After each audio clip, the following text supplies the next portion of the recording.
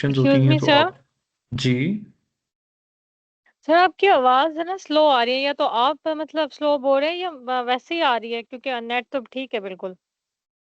नहीं, आ, आवाज बा, सही आ बाकियों को आवाज भी तो इशू सही है। आ रही है। सही आ रही जी है जी आ आप। सही रही है, बट लाउड नहीं आ रही, जैसे एक लाउड वॉइस होती है। मैंने अपना वॉल्यूम पूरा किया हुआ है, आवाज आ सही रही है बट लाउड नहीं है।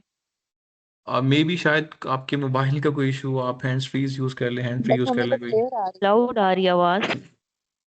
ओके सर, ठीक आई विल इन्होंने ट्राई अनदर थिंग। ठीक स्पीकर है। ऑन नहीं किया हुआ है एक्चुअली, इसलिए कम आ रही होगी आवाज। ठीक ठीक है, कोई इशू नहीं, आप कोई हैंड फ्री यूज कर लें या कोई कोई और तरीका देख लें। अच्छा, मैं ना आपको ज़रा पास्ट पेपर दिखा दूं कि लास्ट टाइम जो एएफएसओ के एग्ज़ाम हुए हैं तो उनमें किस तरह के क्वेश्चन पूछे गए, ताकि आप लोगों को जो है वो आइडिया भी हो जाएगा कि हमने तैयारी कैसे करनी है। और आज की जो हमारी डेयरी साइंस की क्लास है वो बड़ी इंपॉर्टेंट है।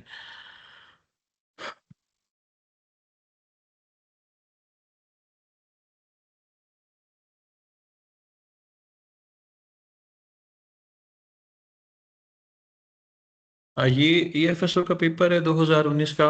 ठीक है, और इसमें आप अब देखें कि डेयरी साइंस से जो है वो कितने क्वेश्चन आए थे और कहाँ कहाँ से आए थे। तो जो नॉर्मल रूटीन में हम चीज़ें तैयार कर रहे होते हैं, हमें लगता है कि पेपर शायद इसमें से आ जाएगा, लेकिन काफ़ी चीज़ें हमारे सामने बड़ी न्यू आती हैं। तो एग्जामिनर की कोशिश होती है पेपर सेटर की कि वो नई चीज़ें लेके आए, ताकि एक जो कंपटीशन बनाना चाहते हैं वो बना रहे।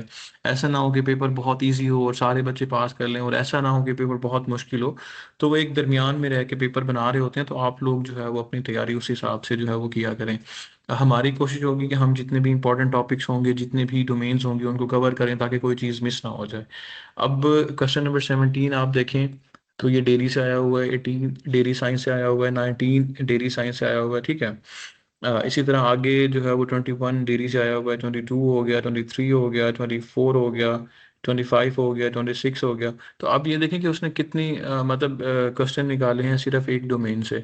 ये आप लोग बाद में खुद भी जाके देख सकते हैं, वेबसाइट का लिंक आपके साथ शेयर कर दिया जाएगा, क्योंकि हम अगर इनको देखने बैठ जाएंगे तो हमारी क्लास जो है वो डिले हो जाएगी। ठीक है, तो ये जब आप पेपर देखेंगे ना तो आपको आइडिया होगा कि पेपर जो है वो कैसे आता है, एग्जामिनर कैसे हर साल जो है वो पेपर का जो है वो ट्रेंड चेंज कर देते हैं। तो ये सारे पेपर जो है इस वेबसाइट पे अवेलेबल है, हमारी वेबसाइट पे। आप इसको जो है वो आपके साथ लिंक भी शेयर कर देंगे और आप जाके इसको खुद से देख लीजिएगा। ये यहाँ पे पास पेपर आपको नज़र आ रहे होंगे। ठीक है, तो बगैर देर किए आज का लेक्चर स्टार्ट करते हैं। ठीक है जी, अब डेयरी साइंस एंड टेक्नोलॉजी क्या चीज़ है और इसके अंदर हम जो है वो किन चीज़ों को देखते होते हैं। Dairy science and technology food science की जो है वो एक डोमेन है। इस डोमेन के अंदर मिल्क एंड मिल्क से रिलेटेड जितने भी प्रोडक्ट्स होते हैं, हम उनकी प्रोडक्शन को स्टडी करते हैं, उनकी प्रोसेसिंग को, उनकी प्रिजर्वेशन को, and quality control and safety को। तो ये जितने भी मिल्क होगा या मिल्क से रिलेटेड प्रोडक्ट्स होंगे, मिल्क से दूध से बनी हुई चीज़ें होंगी, हम उनकी क्वालिटी को देखेंगे, इसमें सेफ्टी को देखेंगे, प्रोडक्शन, प्रिजर्वेशन, प्रोसेसिंग, इन सारी चीज़ों को हम जो है वो डेयरी साइंस एंड टेक्नोलॉजी के अंदर डिटेल में देखेंगे और इनको स्टडी करेंगे। ठीक है। अच्छा, अब मोस्ट इम्पॉर्टेंट क्वेश्चंस, इन्हें सिंपल भी कह लें आप और इम्पॉर्टेंट भी कह लें, जो पीपीएससी बार बार जो है वो पेपर में पूछता होता है। कभी कभार वो आपको डेफिनेशन दे देगा कि जी इसको बता दें, कभी कभार वो किस चीज़ का स्टैंडर्ड आपसे पूछ लेगा, कभी कभार किस चीज़ की वो वैल्यू पूछ लेगा। तो पेपर में 3 से 4 तरह के क्वेश्चन आते हैं। एक तो डेफिनेशन हो गई, वो उसका कंसेप्ट आपको होना चाहिए। जहाँ पे टेम्परेचर रेंजेस या कोई फिक्स्ड वैल्यू आपसे पूछी जाए तो वो आपको 100% एक्यूरेट याद होनी चाहिए। वो अगर आपको एग्जैक्ट याद नहीं होगी तो फिर उसमें आपका क्वेश्चन गलत होने के चांसेस होते हैं। डेफिनेशन का कंसेप्ट होगा तो आप किसी हद तक आपके माइंड में वो चीज़ चल रही होती है, तो आप उस चीज़ को जो है वो सॉल्व कर लेते होते हैं। तो कंसेप्ट अपने क्लियर कीजिएगा पेपर से पहले लाजमी। जो चीज़ें याद होने वाली हैं, टर्म फिक्स्ड रेंजेस, उनको लाजमी याद कर लीजिएगा, वो आपको याद होनी चाहिए। ठीक है। अच्छा, अब सबसे पहली डेफिनेशन, मिल्क। मिल्क क्या होता है? तो सिंपल अगर हम देखें तो इसको जितने भी हमारे मिल्किंग एनिमल हैं उनके उनके थ्रू जो लेक्टियल सेक्रीशन हमें मिल रही होती है उसे हम मिल्क कहते हैं। ये normal memory secretion secretion of milking animals. ठीक है, उसे हम जो है वो मिल्क का नाम देंगे। नेक्स्ट हम देखें तो हमारे पास कोलोस्ट्रम है। अब जब वो कोई भी जानवर होता है, जब वो कोई अपने उसकी बर्थ होती है काफ की या किसी भी चीज़ की, तो उसके बाद जो फर्स्ट मिल्क आता है तो उसे हम जो है वो कोलोस्ट्रम का नाम देते हैं कि फर्स्ट मिल्क आफ्टर काविंग जो कोई भी एनिमल प्रोड्यूस करेगा तो उसे हम कहेंगे कि ये जो है वो कोलोस्ट्रम है। और जो कोलोस्ट्रम होता है वो इम्यूनोग्लोबुलिन्स में जो है वो रिच होता है, उसमें बहुत ज़्यादा अमाउंट में इम्यूनोग्लोबुलिन्स मौजूद होते हैं, एंटीबॉडीज़ उसके अंदर रिच होते हैं, ठीक है, बहुत ज़्यादा होते हैं। इसका कलर जो है वो येलोइश होता है और इसकी वजह से इसे हम कहते हैं कि जो कोलोस्ट्रम है वो लिक्विड गोल्ड भी है, ठीक है। तो इसे हम लिक्विड गोल्ड का भी नाम देते हैं कोलोस्ट्रम को। क्यों? क्योंकि येलोइश कलर है। अब यहाँ पे कोई मुझे बताएगा कि इसका हम अगर इसका कलर येलोइश है तो इसमें ऐसा कौन सा कंपोनेंट है जो इसके अंदर रिच अमाउंट में होगा या ज़्यादा क्वांटिटी में होगा जिसकी वजह से इसका कलर येलो होता है? Carotenes carotenes carotene sir carotene से क्रिएटिनिन एग्जैक्टली, कैरोटीनॉइड्स ये हाँ जी, क्योंकि काउ मिल्क भी थोड़ा येलोइश होता है, ठीक है। और ये जो कोलोस्ट्रम है ये येलोइश होगा, इसके अंदर जो है वो कैरोटीनॉइड्स ह्यूज अमाउंट में होते हैं। मतलब अगर नॉर्मल मिल्क को देखें तो 5 times more than normal milk से जो है 5 टाइम्स मोर होती है ना कैरोटीनॉइड्स इसके अंदर, ठीक है। तो उसके बाद अब कोलोस्ट्रम का और क्या फंक्शन होता है, ये इतना इंपॉर्टेंट क्यों है? ये जो न्यू बॉर्न होता है, उनका बेबी होता है एनिमल का, तो उसका इम्यून सिस्टम बिल्ड करने में हेल्प करता है कोलोस्ट्रम, इसलिए इसे कहते हैं कि ये जो है वो बड़ा फ़ायदेमंद है, ये बड़ा इंपॉर्टेंट है। और जब कोलोस्ट्रम होता है तो इसको तकरीबन 48 to 72 आवर्स एनिमल लेता है मेच्योर मिल्क में प्रॉपर जो है वो ट्रांसफॉर्म करने में। जाहिर सी बात है, पहला मिल गया तो कोलोस्ट्रम आएगा, तो उसके बाद 42 से 72 आवर्स से लगते हैं दोबारा जो है वो नॉर्मल मिल्क प्रोड्यूस करने में। अब ये वाला क्वेश्चन जो है ये AFSO के इंटरव्यू में 2021 में पूछा गया था कि कोलोस्ट्रम जो है वो न्यूट्रिशियस क्यों होता है और वो किस किस कंपाउंड में जो है वो रिच होता है। तो ये इम्यूनोग्लोबुलिन्स और एंटीबॉडीज़ में रिच होता है, ठीक है। और ये जो है वो न्यू बॉर्न का जो इम्यून सिस्टम है उसको बिल्ड करने में हेल्प करता है, ठीक है। यहाँ तक क्लियर हो गया। नेक्स्ट हमारे पास लैक्टोज है। लैक्टोज क्या है? लैक्टोज की कार्बोहाइड्रेट है और ये मिल्क में प्रेजेंट होता है। इसकी परसेंटेज की बात करें तो 4.5 से लेके 5% तक जो है वो कार्बोहाइड्रेट ये लैक्टोज जो है वो मिल्क में होता है, इसे मिल्क शुगर भी कहते हैं। और ये डाइसेकेराइड है, 2 मोनोसेकेराइड जब मिलते हैं तो फिर एक डाइसेकेराइड बनता है। तो इसके अंदर कौन कौन से डाइसेकेराइड मिलेंगे? ग्लूकोज और गैलेक्टोज जब मिलेंगे तो फिर जो है वो लैक्टोज बनेगा, ठीक है। ये क्वेश्चन भी काफ़ी दफ़ा पेपर में आता है कि जी लैक्टोज जो है वो किन किन मोनोसेकेराइड से मिलके बनता है, तो ग्लूकोज और गैलेक्टोज जो है वो मिलके लैक्टोज बना देंगे, ठीक है। अच्छा, नेक्स्ट अगर हम एंड देखें तो लैक्टोज जी बिल्कुल, ग्लूकोज एंड गैलेक्टोज।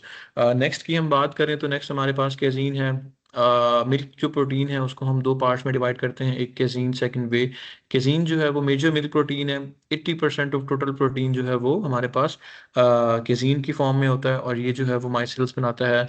और चीज़ के अंदर जो है वो जो पोर्शन यूज़ हो रहा होता है वो मिल्क का, वो कैजीन हो रहा होता है। इसे हम आगे चल के डिटेल में डिस्कस करते हैं। नेक्स्ट हमारे पास वे प्रोटीन है। ये 20% होता है टोटल मिल्क प्रोटीन का और इसकी जो आगे फर्दर इसको हम डिफरेंट पार्ट्स में डिवाइड करते हैं, उसमें अल्फा लैक्टोल्ब्यूमिन है, बीटा लैक्टोग्लोबुलिन है, ठीक है। और इसके बाद अगर हम देखें तो हमारे पास जो है वो मिल्क फैट है। मिल्क के अंदर जो भी फैट ग्लोब्यूल्स होते हैं उन्हें हम जो है वो मिल्क फैट का नाम देते हैं। मिल्क इमल्जन है, आप लोगों को ये पता होगा। तो मिल्क कौन सी इमल्जन है? ऑयल इन वाटर है या वाटर इन ऑयल है? Oil in water. Water. Oil in water milk जो है वो ऑयल इन वाटर इमल्जन है, ठीक है। अच्छा, उसके बाद हमारे पास नेक्स्ट SNF आ जाते हैं, सॉलिड नॉट फैट। हमारे मिल्क के अंदर जितने भी सॉलिड्स होते हैं फैट को निकालने के बाद उन्हें हम कहते हैं SNF, ठीक है, सॉलिड नॉट फैट। और ये फैट और SNF मिल्क के जो है वो टोटल सॉलिड्स बनाते हैं, ठीक हो गया। उसके बाद हमारे पास जो है वो टाइट्रेटेबल एसिडिटी है, ठीक है। ये क्या चीज़ होती है? बेसिकली इसके अंदर हम जो है वो लैक्टिक एसिड को मेजर करते हैं, जो कि हमारे पास कहाँ से आता है? बैक्टीरियल फर्मेंटेशन के थ्रू जो डेवलप होता है, तो उसकी कंसंट्रेशन को जब हम मेजर करेंगे तो उसे हम कहेंगे कि ये जी वो है लैक्टिक एसिड है। अगर हम इसकी बात करें कि नॉर्मल फ्रेश मिल्क की जो टाइट्रेटेबल एसिडिटी होती है या जो नॉर्मल फ्रेश मिल्क है उसमें लैक्टिक एसिड कितना होता है, तो वो 0.13 से लेके 0.16% तक होता है, ठीक है। अगर इससे डेविएट करेगा तो इसका मतलब जो है वो इस दूध में कोई गड़बड़ है, कोई मसला हुआ है, ठीक है। नेक्स्ट अगर हम देखें तो हमारे पास पास्चराइजेशन है। अब ये क्या चीज़ होती है? पास्चराइजेशन और स्टेरिलाइजेशन का डिफरेंस कोई बता सकता है मुझे आप में से? इसमें लो टेम्परेचर लॉन्ग टाइम जी सर पास्चराइजेशन होती है पास्चर और अगर हम सिंपल एक स्टेरिलाइजेशन एक में किसी भी एक high temperature short time. Criteria को देखें तो वो पास्चराइजेशन में स्पोर्स किल नहीं होते बैक्टीरिया वगैरह के, और स्टेरिलाइजेशन में स्पोर्स भी किल हो जाते हैं। एग्जैक्टली पास्चराइजेशन जो दोनों हीटिंग ट्रीटमेंट है, ठीक है, इसके अंदर हमने मिल्क को हीट करना होता है, प्रिजर्व करना होता है मिल्क को। लेकिन डिफरेंस जो मेन है दोनों में वो ये है कि पास्चराइजेशन के अंदर सिर्फ पैथोजेनिक बैक्टीरिया किल होते हैं, और स्टेरिलाइजेशन के अंदर जो है वो ऑल काइंड ऑफ बैक्टीरिया, उसमें स्पोर फॉर्मर्स भी हैं, वो भी किल हो जाते हैं।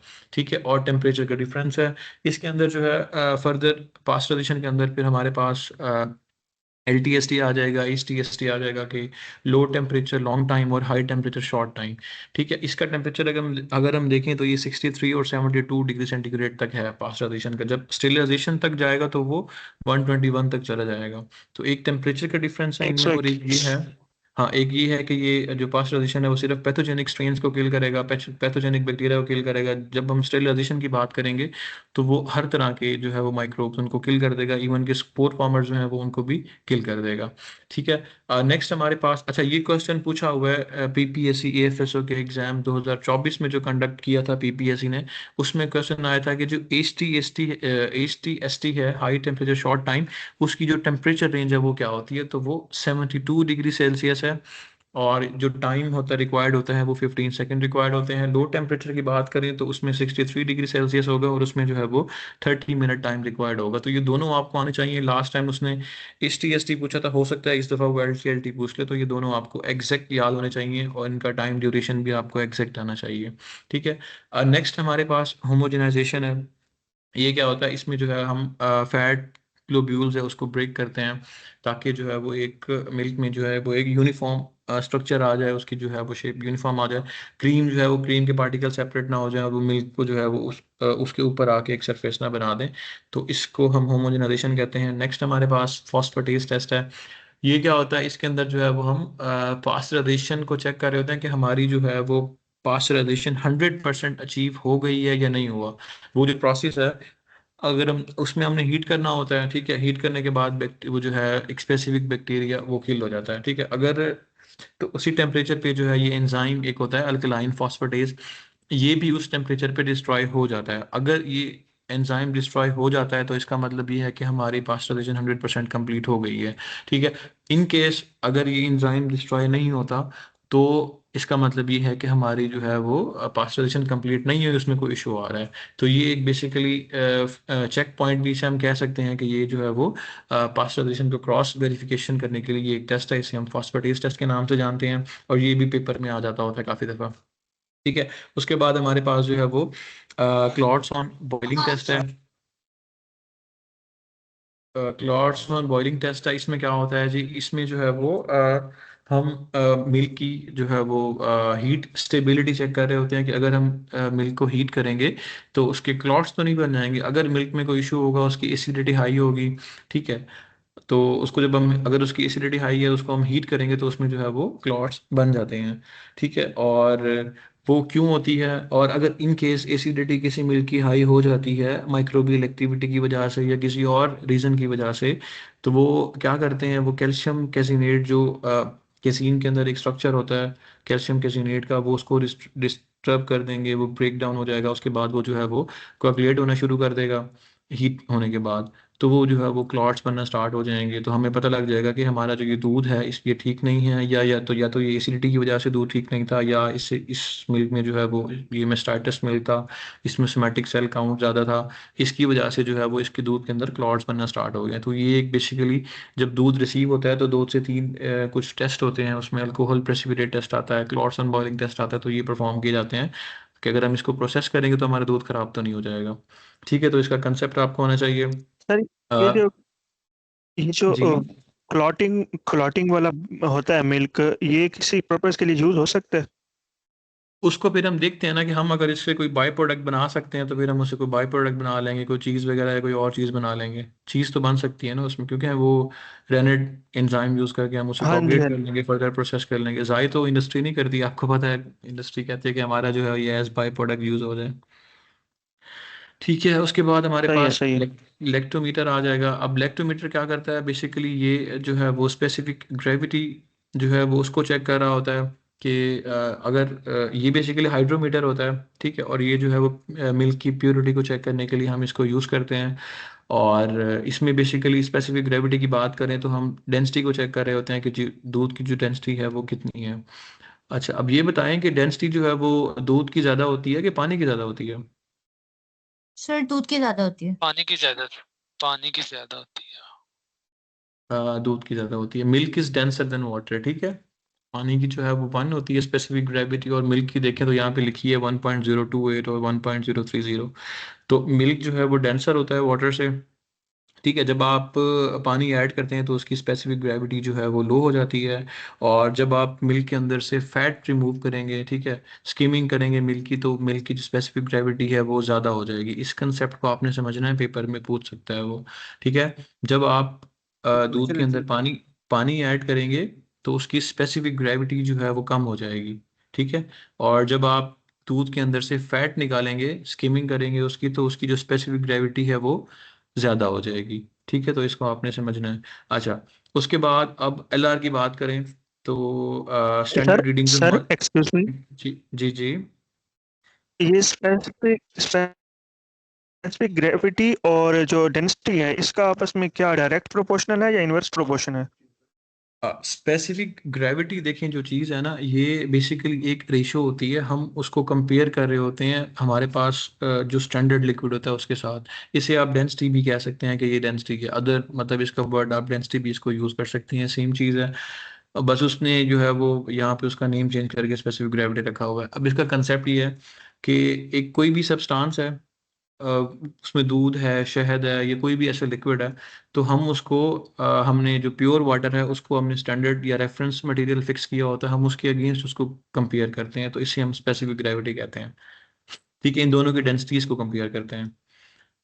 अगर हम एलआर की बात करें, लेक्टोमीटर रीडिंग की, तो स्टैंडर्ड की हम बात करें तो 25 से 30 तक जो है वो एक नॉर्मल रेंज होती है। अगर इससे वैल्यू एक्सीड करेगी तो इसका मतलब हमारे दूध में जो है वो 30 से एक्सीड करेगी तो इसका मतलब इसके अंदर कोई चीज़ ऐड की गई है अदर देन वाटर, ठीक है। और अगर ये 25 पाउडर से, वगैरह क्या डल्ट? हाँ जी, कोई भी थिकनर यूज किया गया, कोई भी पाउडर अदर देन वाटर, कोई भी चीज़ अगर यूज होगी तो उसका मतलब उसकी रीडिंग 30 से ऊपर आएगी हमारे पास। और अगर उसकी रीडिंग 25 से कम जाती है तो इसका मतलब इसके अंदर जो है वो वाटर की एडिशन है। और इसे हम जो है वो 20 डिग्री सेल्सियस पे मेजर करते होते हैं। इलेक्ट्रोमीटर रीडिंग को जो है वो हम 20 डिग्री सेल्सियस पे मेजर करते होते हैं। हमने टेम्परेचर चेक करना है। अगर टेम्परेचर में कोई फ्लक्चुएशन आती है, कोई वेरिएशन आती है, तो फिर हम उसको करेक्शन फैक्टर को अप्लाई करते हुए फिर हम उस रीडिंग को चेंज करते हैं। सपोज अगर हमारे पास दूध की जो है वो टेम्परेचर हमारे पास 17 है और एलआर हमारे पास 27 आ रही है, तो अब टेम्परेचर 20 डिग्री सेल्सियस पे तो नहीं है, वो 3 डिग्री टेम्परेचर कम हो गया हुआ है। तो फिर हम क्या करेंगे, जब भी 3 डिग्री टेम्परेचर कम होगा तो हम एक लेक्टोमीटर रीडिंग को जो है वो माइनस कर लेंगे, ठीक है। अब 17 डिग्री सेल्सियस टेम्परेचर था, हमारे पास रीडिंग 27 आई, तो हम जो है वो फाइनल जो रीडिंग नोट डाउन करेंगे वो 26 करेंगे। हम 1 डिग्री जो है वो एक एलआर की जो रीडिंग है वो हम उसको माइनस कर लेंगे, हमारे पास 26 आ जाएगी। सेम इसी तरह अगर टेम्परेचर 20 से इंक्रीज करता है, सपोज हमारे पास टेम्परेचर 23 डिग्री सेल्सियस आया, 3 डिग्री जो है वो टेम्परेचर इंक्रीज कर गया स्टैंडर्ड से जहां हमें मेजर करना चाहिए था, तो रीडिंग हमारे पास अगर 27 थी तो हम जो है वो एक इलेक्ट्रोमीटर रीडिंग जो है वो इंक्रीज कर देंगे। हर 3 डिग्री डिक्रीज करने पे, टेम्परेचर कम होने पे हम एक इलेक्ट्रोमीटर की रीडिंग को माइनस करेंगे। और हर 3 डिग्री जो है वो टेम्परेचर इंक्रीज जब होगा तो हम एक इलेक्ट्रोमीटर रीडिंग को जो है वो उसमें ऐड कर देंगे जो हमें उस टाइम मिल रही होगी। तो ये करेक्शन फैक्टर जो है वो अप्लाई लाजमी करना होता है, नहीं तो फिर हमें दूध का आइडिया नहीं होता, ठीक है। ये क्लियर हो गया, सबको समझ आ गई? सही रिपीट कर दे प्लीज। हाँ ठीक है, मैं रिपीट कर देता हूँ। सर इसमें इज ये that higher the electrometer reading lower the specific gravity? Specific gravity अलग चीज़ है, ठीक है, और इलेक्ट्रोमीटर रीडिंग अलग चीज़ है। क्योंकि जब इलेक्ट्रोमीटर टेम्परेचर राइज होता है स्पेसिफिक ग्रेविटी हमेशा लोअर साइड पे जाती है, और टेम्परेचर जब डिक्रीज होगा 20 डिग्री 17 होगा स्पेसिफिक ग्रेविटी हायर साइड पे आएगी। स्पेसिफिक ग्रेविटी को अभी आप साइड पे रख दें, वो और चीज़ है। उसमें उसकी रीडिंग हमारे पास फिक्स है, वो डेंसिटी है, वो 1 के करीब करीब आ रही होगी। हम अभी सिर्फ इलेक्ट्रोमीटर को स्टडी कर रहे होते हैं। इलेक्ट्रोमीटर के ऊपर हमें एक स्केल होता है, हम उस स्केल को देखते हुए वो रीडिंग नोट डाउन कर रहे हैं कि इलेक्ट्रोमीटर की रीडिंग जो है वो हमारे पास कितनी आ रही होती है। तो ये गॉट इट। दोनों अलग चीज़ें हैं, सेम नहीं है, ठीक है। Fine fine fine fine. हाँ जी। और जो मैंने रीडिंग अभी बताई हैं करेक्शन फैक्टर अप्लाई करते हुए, वो लेक्टोमीटर की रीडिंग बताई हैं, तो वो आपको पता होने चाहिए। बाज़ दफ़ा पेपर में आता है जी, अगर कि नॉर्मल रीडिंग कितनी होती है लेक्टोमीटर की, तो वो 25 से 30 की रेंज में आ रही होती है। इससे 30 से एक्सीड करेगा तो इसका मतलब अदर देन वाटर इसमें अडल्ट्रेशन की गई है। अगर 25 से कम होगी तो फिर उसमें वाटर एडिशन होती है। फिर हम करेक्शन फैक्टर का मैंने आपको बताया कि जब भी स्टैंडर्ड टेम्परेचर हमारे पास 20 डिग्री सेल्सियस होगा, अगर 20 डिग्री पे कोई रीडिंग आती है तो एग्जैक्ट वो रीडिंग हम उसको 100% एक्सेप्ट करेंगे। अगर टेम्परेचर फ्लक्चुएशन आती हैं, फील्ड में आ जाती हैं, एक बंदा अगर दूध लेके जा रहा है, वो उसको हम 20 पे तो नहीं एग्जैक्ट मेजर कर सकते, तो अगर उसका टेम्परेचर कम है तो फिर हम रीडिंग को उस हिसाब से कम करेंगे। हर 3 डिग्री टेम्परेचर कम होने पे हम एक इलेक्ट्रोमीटर रीडिंग को जो है वो माइनस कर लिया करेंगे। और जैसे ही टेम्परेचर इंक्रीज होगा 20 से, हर 3 डिग्री इंक्रीज पे हम एक इलेक्ट्रोमीटर रीडिंग को जो है वो ऐड कर दिया करें। उसके बाद हमारा फाइनल रिजल्ट हमारे पास आ जाएगा, ठीक है। उसके बाद हमारे सर पास जो है वो फील्ड में तो ज्यादातर इलेक्ट्रोस्टैन से ही कर रहे होते हैं। वो कर रहे होते हैं, लेकिन अगर आपके पास अवेलेबल नहीं है इन केस इलेक्ट्रोस्कैन, या कोई आपको मसला आ रहा है, आप उसको आपको इलेक्ट्रिसिटी चाहिए, आपको कनेक्शन चाहिए, आपके पास मौके पे नहीं है, तो फिर आप इलेक्ट्रोमीटर को यूज़ कर सकते हैं, ठीक है जी। उसके बाद हमारे पास गड़बड़ मेथड है। ये बेसिकली जो है वो फैट को चेक करने के लिए होता है, गड़बड़ मेथड। किसी का क्वेश्चन है कोई, ये हम आगे मूव करें। इलेक्ट्रोस्कैन और इलेक्ट्रोमीटर में डिफरेंस क्या है? लेक्टोस्कैन बेसिकली आपको मिल्क कंपोजिशन का एक प्रॉपर आपको जो है वो इंफॉर्मेशन दे देता है। उसमें आपके पास मिल्क फैट आ जाएगी, मिल्क के एसएनएफ आ जाएंगे, टोटल सॉलिड्स आ जाएंगे, प्रोटीन आ जाएंगी, फ्रीजिंग पॉइंट आएगा, लैक्टोज आएगा। तो ये सारी चीज़ें आपको एक परसेंटेज की फॉर्म में जो है वो लेक्टोस्कैन अवेलेबल कर देता है स्क्रीन के ऊपर ना। और लेक्टोमीटर जो है उससे सिर्फ आप एलआरई चेक कर सकते हैं, आप उससे ज़्यादा डिटेल में ना कोई फैट चेक कर सकते हैं, ना कोई और चीज़ चेक कर सकते हैं। तो एक मिल्क की जो प्रॉपर कंपोजिशन है वो आपको लैक्टोस्कैन अवेलेबल कर देगा, लैक्टोमीटर के थ्रू ये पॉसिबल नहीं होता। सर ओके सर, जो थैंक काउ मिल्क और बुफेलो मिल्क है उनकी एलआर की रेंजेस भी आप शेयर कर दीजिएगा कि लेक्टोमीटर पे क्या क्या होती हैं ranges, higher and lower. LR का ही इतना इशू होता है, इनमें फैट परसेंटेजेस डिफरेंट होती हैं काउ मिल्क में और बफलो मिल्क में। बफलो में जो है वो फैट ज़्यादा होती है, काउ में कम होती है। वो मैं शेयर कर दूंगा। सर एक क्वेश्चन है।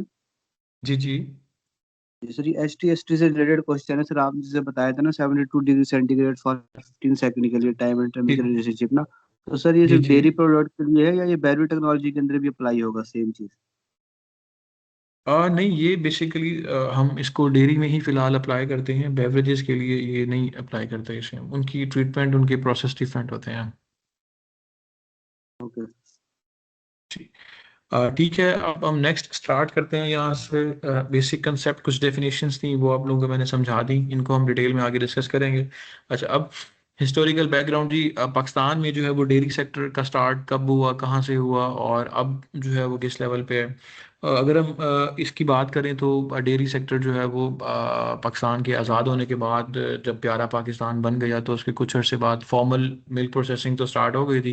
गवर्नमेंट ने कुछ इनिशिएटिव लिए, कुछ अर्ली प्लांट्स लगाए, तो उसके बाद जो है वो प्रॉपर उस तरह तो नहीं स्टार्ट हुआ, लेकिन एक फॉर्मल स्टार्ट आप कह सकते हैं कि वहाँ से जो है वो मिल्क प्रोसेसिंग का स्टार्ट हो गया, ठीक है। और अगर हम बात करें तो नेस्ले वगैरह या एंग्रो ने जो है वो पाकिस्तान में कब अपना स्टार्ट लिया, तो नेस्ले जो है वो ऑफिशियली 1988 में जो है वो पाकिस्तान में उन्होंने स्टार्ट ले लिया हुआ था। उस टाइम उनका नाम नेस्ले के नाम से नहीं था, वो उस टाइम मिल्क पाक लिमिटेड के नाम से उन्होंने एक ऑर्गेनाइजेशन बनाई थी, वो इसको रन करती थी। और फाइनली जो है वो 2005 के अंदर ऑफिशियली जी फिर जो है वो उसका नाम नेस्ले पाकिस्तान हो गया। उससे पहले इसका नाम जो है वो मिल्क पाक के नाम से होता था। तो नेस्ले का नाम प्रॉपर कब हुआ, उन्होंने चेंज किया, तो 2005 के अंदर जो है वो नेस्ले ने जो है वो अपना नाम चेंज करके इसको और प्रॉपर नेस्ले पाकिस्तान के नाम से इसको लॉन्च कर दिया, ठीक है। एंग्रो की बात करें तो एंग्रो का भी स्टार्ट शुरू हो गया था ऐसे ही 1980s में। और जो प्रॉपर उनका था ऑफिशियली जो उन्होंने लॉन्च किया वो 2004 के अंदर जो है वो उन्होंने फ्राइज लैंड कैंपीना, आप लोगों ने नाम सुना होगा फ्राइज लैंड कैंपीना एग्रो पाकिस्तान, तो वो 2004 में जो है वो ऑफिशियली लॉन्च हुआ। और उनका जो ऑलपर्स एक मशहूर ब्रांड है, तो वो उनका डेयरी ऑपरेशन ऑलपर्स से स्टार्ट लिया उन्होंने, और वो 2005 से 2006 के अंदर जो है वो पाकिस्तान में प्रॉपर उनका स्टार्ट हुआ था। तो ये कुछ डेट्स हैं, इनको याद नहीं भी करेंगे तो मसला नहीं, लेकिन आप लोगों को पता होना चाहिए कि पाकिस्तान में जो है वो डेयरी की प्रोडक्शन या ये कब स्टार्ट हुई। ठीक है, इसी तरह अगर हम बात करें तो अभी पाकिस्तान जो है वो कौन से रैंक पे आता है, तो यहाँ पे आप लोगों को 5 नज़र आ रहा होगा, लेकिन आगे मैंने ऐड किया होगा कि पाकिस्तान चौथे और पांचवें इन दोनों के दरमियान में है। किसी जगह पे जो है वो 4th नंबर पे आता है, किसी जगह पे जो है वो 5th नंबर पे आता है, लेकिन जो मोस्ट सूटेबल ऑप्शन है वो नंबर 4 आएगा। अगर पेपर में क्वेश्चन आता है तो आपने नंबर 4 को मार्क करना है, 5 को नहीं करना। ठीक है, अब पाकिस्तान जो है वो चौथा बड़ा दुनिया का ऐसा मुल्क है जो कि मिल्क प्रोड्यूस करता है, और अगर हम इसकी कैपेसिटी की बात करें तो 65 मिलियन टन जो है वो मिल्क प्रोड्यूस होता है, और ये तकरीबन दुनिया का 6% बनता है कि पाकिस्तान जो है वो ग्लोबली 6% मिल्क प्रोड्यूसिंग कंट्री है, और ये कंट्रीब्यूट कर रहा है। और अगर हम बात करें कि हमारे जो मुल्क में जितना भी मिल्क प्रोड्यूस हो रहा है उसमें प्रोसेस्ड मिल्क कितना है और लूज मिल्क कितना है, तो किसी को कोई आइडिया है आप लोगों को कि प्रोसेस्ड मिल्क हम कितना बना रहे हैं और लूज मिल्क कितना कंज्यूम होता है? एक रफ सा कोई आइडिया बता दें आप लोग।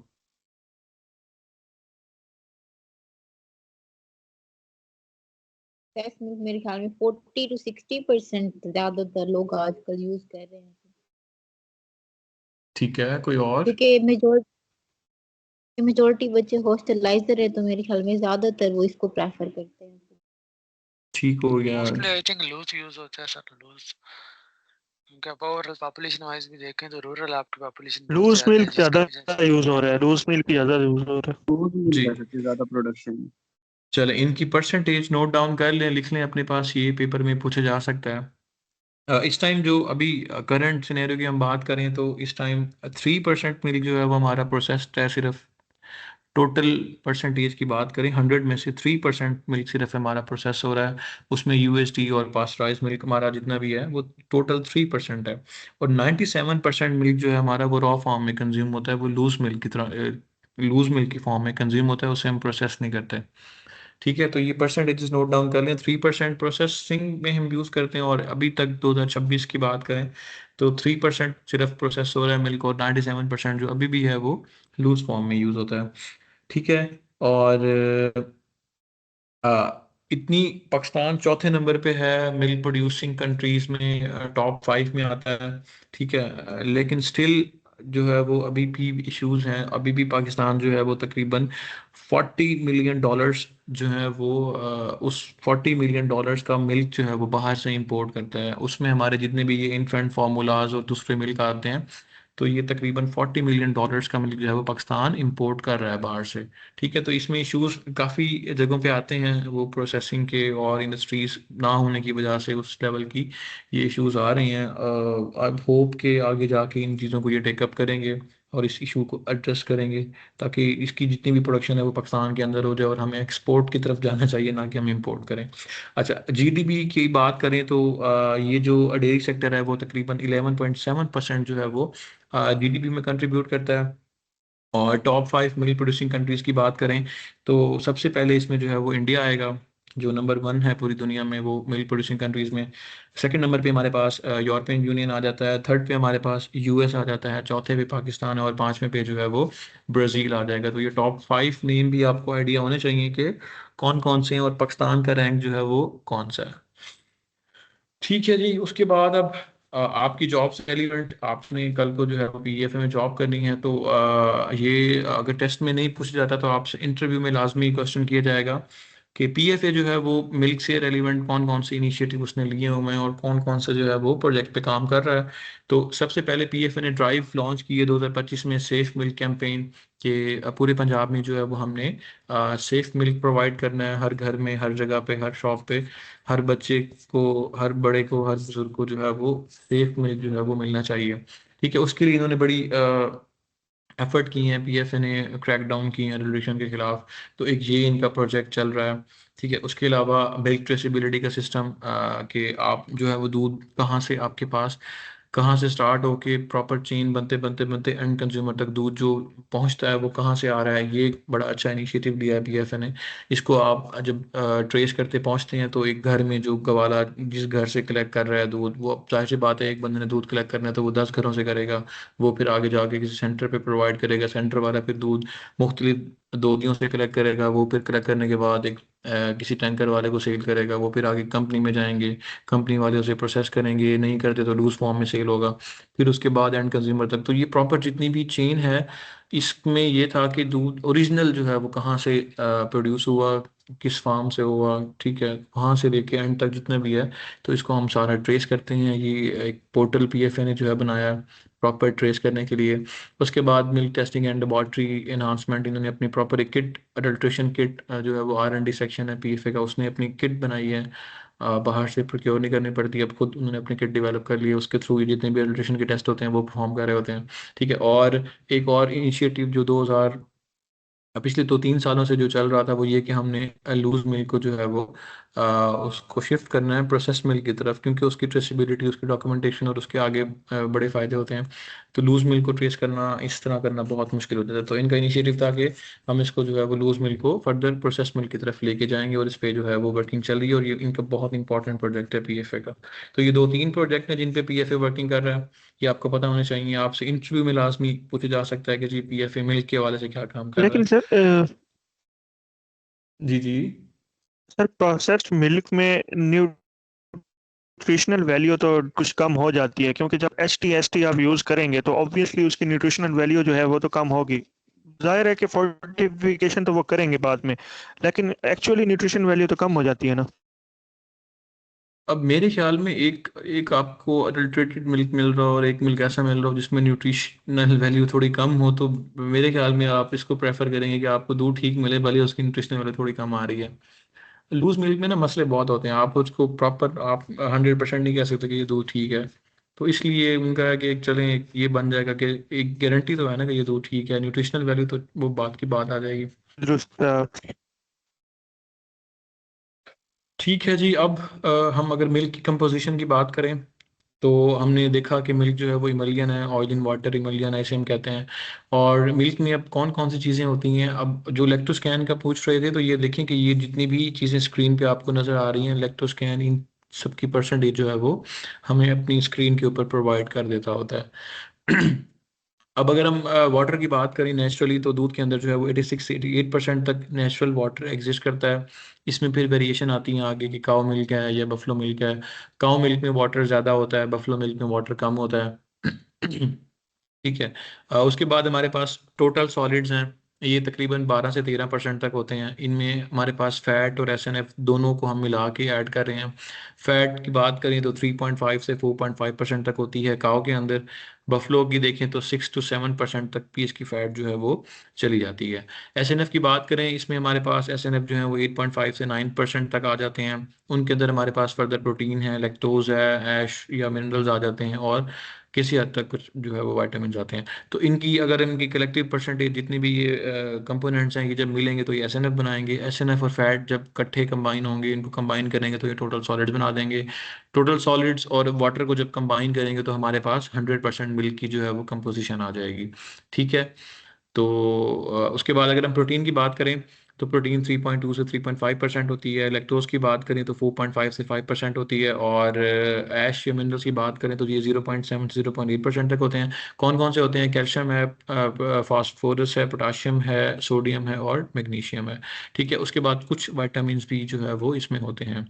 अब अगर देखें तो बफलो मिल्क पाकिस्तान में कॉमन है, तो इसकी जो फैट है वो तकरीबन 6 से 8% तक होती है। और SNF जो है वो इसके 9 से 10% तक जा सकते हैं, और टोटल सॉलिड जो है वो इसके 15 से 16% तक जाएंगे। अब जब टोटल सॉलिड इसके 15 से 16% जाएंगे तो ऐसा पॉसिबल नहीं है कि इसके अंदर 88% वाटर हो, तो इसका वाटर लेवल जो है वो कम हो जाएगा, वो फिर 85 तक आ जाएगा या 84 तक आ जाएगा। तो बफलो में जो है वो पानी कम होता है, काऊ में जो है वो 86 से 88% तक पानी होता है। ठीक है जी। ये फिर वो फर्दर आगे वही वेरिएशंस हैं जो मतलब कि काउ मिल्क में कितनी परसेंटेज होगी स्पेसिफिक प्रोडक्ट की, कंपोनेंट की, बफलो में कितनी होगी, गॉट में कितनी होगी, शीप में कितनी होगी। तो काउ और बफलो जो है ये इंपॉर्टेंट है, इनमें से पेपर में आ जाएगा। गोट और शीप अगर आप नहीं भी करते तो उसका इतना मसला नहीं है। ठीक है जी। उसके बाद हमारे पास कुछ फिजिको केमिकल प्रॉपर्टीज़ हैं दूध की के दूध की पीएच कितनी होती है, एसिडिटी हमने पीछे स्टडी की, लैक्टिक एसिड के वो कितना होता है, स्पेसिफिक ग्रेविटी डेंसिटी को हमने देख लिया वो कितनी होती है, फ्रीजिंग पॉइंट और बॉइलिंग पॉइंट को हम देख लेते हैं। पीएच की बात करें तो पीएच हमारे पास जो है वो दूध की अगर हम देखें तो 6.6 से 6.8 तक होती है, और एवरेज की बात करें तो हमारे पास 6.7। तो 6.7 को अगर आप पेट याद कर लेंगे तो ये पेपर में आता है, तो आप इसको मार्क करेंगे तो ऑप्शन ठीक है। तो 6.7 इसकी पीएच होती है, ठीक है। और टाइट्रेटिव एसिडिटी हमने पीछे देखा कि लैक्टिक एसिड की फॉर्म में हम इसे मेजर कर रहे होते हैं 0.13 से 0.4 या 0.14 से 0.5, लेकिन रेंज इसकी 0.15 तक ही है, इससे एक्सीड करेगी तो फिर इसमें कोई मसला आ रहा है। स्पेसिफिक ग्रेविटी और डेंसिटी को हमने स्टडी कर लिया डिटेल में, इलेक्ट्रोमीटर रीडिंग को देख लिया था। अब फ्रीजिंग पॉइंट की बात करें तो अच्छा ये बताएं कि फ्रीजिंग पॉइंट के थ्रू हम अडल्ट्रेशन चेक कर सकते हैं? सॉरी समझ नहीं आया सर। फ्रीजिंग पॉइंट के ये थ्रू सर कर सकते हैं। अगर हम मिल्क का फ्रीजिंग पॉइंट सर अगर देखें तो उसमें इसके वाटर थ्रू हमें एडल्ट्रेशन हुई होगी तो उसका Yes, फ्रीजिंग कर पॉइंट सकते हैं। उसके अकॉर्डिंगली चेंज हो जाएगा, तो कर सकते हैं चेक। तो मिल्क का फ्रीजिंग पॉइंट ज़्यादा होगा या पानी का ज़्यादा होगा? पानी का तो फ्रीजिंग पॉइंट 0 है और इसका माइनस में है, यानी कि इसका फ्रीजिंग पॉइंट ज्यादा है। मिल्क का ठीक है। Freezing point. अच्छा इसका ना कंसेप्ट आप लोग जरा समझ लें फ्रीजिंग पॉइंट का। दूध के अंदर ना हमने पीछे देखा कि इसके अंदर लैक्टोज है, मिनरल्स हैं, ये सारी चीज़ें होती हैं। तो ये जब सारी चीज़ें होंगी तो इसका जो है वो फ्रीजिंग पॉइंट जो है वो पानी से किसी हद तक डिफरेंट होता है, ठीक है। और जो प्योर वाटर है उसका आप लोगों ने देख लिया, आपने बताया अभी कि वो 0 डिग्री होगा उसका फ्रीजिंग पॉइंट। तो जो मिल्क है इसका जो फ्रीजिंग पॉइंट है ये स्लाइटली जो है वो लोअर होता है, ये 0.512 से 0.550 तक होगा, ठीक है। अच्छा अब इसके थ्रू हम जो है वो जो अगर किसी ने पानी ऐड किया है दूध के अंदर तो इसके थ्रू हम उसको चेक कर सकते हैं। हम कैसे करेंगे? अगर क्योंकि देखिए इसका फ्रीजिंग पॉइंट जो है वो ये आ रहा है हमारे पास, दूध का 0 है। अगर इसको हम फ्रीज करेंगे दूध को, नॉर्मल मिल्क को जो ओरिजिनल हमारे पास मिल्क है, तो वो टाइम लेगा। वो 10 मिनट ले लेगा, 15 मिनट, 20 मिनट, आधा घंटा ले लेगा। अगर हम पानी को फ्रीज करेंगे तो वो फौरन से फ्रीज हो जाएगा, मतलब इससे जल्दी होगा ना, इससे जल्दी स्पीड में हो जाएगा। तो अगर किसी ने जो है वो दूध में पानी मिलाया होगा तो उसका जो फ्रीजिंग पॉइंट है वो पानी के लेवल तक चला जाएगा, और वो फौरन से जिस जितने टाइम में वो पानी फ्रीज हो रहा है तो दूध भी उतने टाइम में ही फ्रीज होगा। तो हमें आइडिया हो जाएगा कि इस दूध के अंदर जो है वो पानी इसने मिलाया हुआ और ये दूध की क्वालिटी जो है वो ठीक नहीं है। तो ये एक फैक्टर है, इसके थ्रू आप वाटर अडल्ट्रेशन को जो है वो चेक कर सकते हैं, ठीक है। उसके बाद बॉइलिंग पॉइंट की बात करें तो ये तकरीबन सेम है, थोड़ा सा इसमें डिफरेंट है, थोड़ा सा ये ज़्यादा होगा पानी से ना बॉइलिंग पॉइंट इसका। उसके बाद मिल्क प्रोटीन की बात करें तो मिल्क प्रोटीन जो है वो बड़ा इसेंशियल कंपोनेंट है, ठीक है। और इसकी आगे फिर फर्दर न्यूट्रिशनल वैल्यू और फंक्शनल प्रॉपर्टीज़ भी काफ़ी सारी हैं, और बायोलॉजिकल एक्टिविटीज़ भी इसकी काफ़ी सारी हैं। मिल्क की जो प्रोटीन है इसको हम दो मेन पार्ट्स में डिवाइड करते हैं, एक हमारे पास कैजीन है, दूसरा हमारे पास वे है। जो मेजर पोर्शन है प्रोटीन का वो 80% कैजीन है, और 20% जो हमारे पास है वो वे प्रोटीन आ जाएगा, ठीक है। अब इनकी कंपोजिशन यहाँ पे देखें तो 80% कैजीन में, फर्दर आगे फिर हमारे पास अल्फा-S1 कैजीन है, बीटा कैजीन है, अल्फा-S2 कैजीन है और कैपा कैजीन है। और वे की बात करें तो वे फिर आगे फर्दर जो है वो अल्फा लैक्टोल्ब्यूमिन, बीटा लैक्टोग्लोबुलिन, BSA और इम्यूनोग्लोबुलिन, इनमें जो है फर्दर डिवाइड हो जाता है, ठीक है। अब कैजीन की बात करें तो कैजीन जो है सर बेसिकली नेक्स्ट स्लाइड तो कर दें। नेक्स्ट करती है, आपको शायद नज़र नहीं आ रही लेकिन स्लाइड साथ साथ मैं चेंज कर रहा हूँ, वो शायद नेट का इशू होगा, ये सबको ही वही स्लाइड स्टिक हुई हुई है। नेक्स्ट नहीं, शो हो अभी रही मिल्क है। प्रोटीन कैजीन वाली है। हाँ कैसीन स्लाइड नंबर 14 शो हो रही है, आप फिर ना इंटरनेट को रीलोड कर लें या दोबारा को देख लें। अच्छा कैसीन की बात करें तो कैसीन क्या है जी? कैसीन प्रोटीन है, मिल्क प्रोटीन है, और ये कौन सी फैमिली से बिलोंग करती हैं? ये फॉस्फोप्रोटीन से बिलोंग करती हैं, क्योंकि इनके अंदर जो है वो फॉस्फेट ग्रुप होता है, तो इनको हम फॉस्फोप्रोटीन भी कहते हैं। तो पेपर में ये क्वेश्चन आ सकता है कि मिल्क के अंदर ऐसी कौन सी प्रोटीन है जो फॉस्फोप्रोटीन से बिलोंग करती है, तो वो कैसीन है, वे नहीं है, ठीक है। इसको आपने नोट डाउन कर लेना है, ठीक है। अच्छा उसके बाद ये जो है वो हमारे मिल्क के अंदर कोलाइडल कैल्शियम कैसिनेट फॉस्फेट कॉम्प्लेक्स की फॉर्म में जो है वो एग्जिस्ट करती है, ठीक है। इसे हम कैजीन माइसेल्स भी कहते हैं। आप लोगों ने सुना होगा बार बार, कैजीन माइसेल्स, कैजीन माइसेल्स। इसको हम देख लेते हैं आगे चल के। टाइप्स की बात करें तो इसमें हमारे पास अल्फा S1 कैजीन है, अल्फा S2 कैजीन है, बीटा कैजीन है और कैपा कैजीन है। ठीक है, अब अल्फा S1 कैजीन जो है वो क्या करती है, वो कैल्शियम को बाइंड करती है। ठीक है, अल्फा S2 जो है उसमें क्या होता है, उसमें जो है वो फॉस्फेट ग्रुप जो है वो हाई नंबर में होते हैं, और ये जो है वो मार्शल्स को स्टेबलाइज करती है। ठीक है, और बीटा कैजीन की बात करें तो ये क्या करती है, ये एम्फीफिलिक है, ये हाइड्रोफोबिक और हाइड्रोफिलिक के दरमियान की कैटेगरी होती है, ये वो वाली है। और उसके बाद हम कैपा कैसीन की बात करें तो ये ग्लाइकोप्रोटीन है, और ये क्या करती है, ये स्टेबलाइजेशन प्रोवाइड करती है। इनका अब ज़रा स्ट्रक्चर आप लोग समझ लेंगे तो आप लोगों को ये चीज़, ये कंसेप्ट समझ आ जाएगा। ये अब कैजीन जो है, इसके स्ट्रक्चर की बात करें तो ये ऐसा नहीं होता कि ये फ्रीली फ्लोट कर रहा होता है, इसका प्रॉपर एक ऑर्गेनाइज्ड स्ट्रक्चर होता है। ठीक है, ये स्फेरिकल क्लस्टर इसे हम कहते हैं, ये स्फेरिकल शेप में होता है। और इसी क्लस्टर को फिर हम आगे जो है वो माइसेल्स का नाम देते हैं, और इसके साइज़ की हम बात करें तो ये तकरीबन 150 नैनोमीटर तक इसका साइज़ होता है। ठीक है, स्ट्रक्चर की बात करें तो ये एक प्रॉपर स्फेरिकल शेप में ऑर्गेनाइज होगा इसका स्ट्रक्चर, उसे हम माइसेल का नाम देंगे। और उसके अगर हम ये डायमीटर की बात करें तो वैसे तो वो 50 से 350 नैनोमीटर होगा, लेकिन अगर हम एवरेज की बात करें तो वो 150 नैनोमीटर तक ही साइज में होगा। ठीक है, अब जो अल्फा और बीटा कैजीन है, ये जो कैल्शियम हमने आगे पीछे पढ़ा जी, ये कोलाइडल कॉम्प्लेक्स की फॉर्म में एग्जिस्ट कर रहा होता है। तो ये जो कोलाइडल कैल्शियम फॉस्फेट है, इसके अंदर ये जो दो टाइप्स हैं इसकी, अल्फा और बीटा, ये दोनों एक ग्लू के साथ आपस में जुड़े होते हैं, एक एक बॉन्ड इनका बना होता है, या एक ग्लू कह लें तो ये ग्लू इनको जो है वो आपस में जोड़ के रखती है, एक प्रॉपर इनकी शेप बना के रखती है। ठीक है, और इसके अंदर दो चीज़ें होती हैं, एक हाइड्रोफोबिक पार्ट होता है, एक हाइड्रोफिलिक पार्ट होता है। एक हाइड्रोफोबिक जो है वो वाटर से दूर भागता है, हाइड्रोफिलिक जो है वो वाटर के करीब जाता है पार्ट। अब वो कौन कौन से होते हैं, जो अल्फा और बीटा है, ये हाइड्रोफोबिक पार्ट होता है इसका, ये क्या करते हैं, ये जो है वो वाटर से दूर भागते हैं, और ये जो है वो सेंटर के अंदर एग्जिस्ट करते हैं। इनका स्ट्रक्चर मैं आपको दिखाता हूँ, अभी आपको फिर समझ आ जाएगी। ये अल्फा और बीटा जो है वो इसके सेंटर में अंदर होंगे, कैजीन का जो स्ट्रक्चर है उसके सेंटर में होंगे, क्योंकि ये हाइड्रोफोबिक हैं।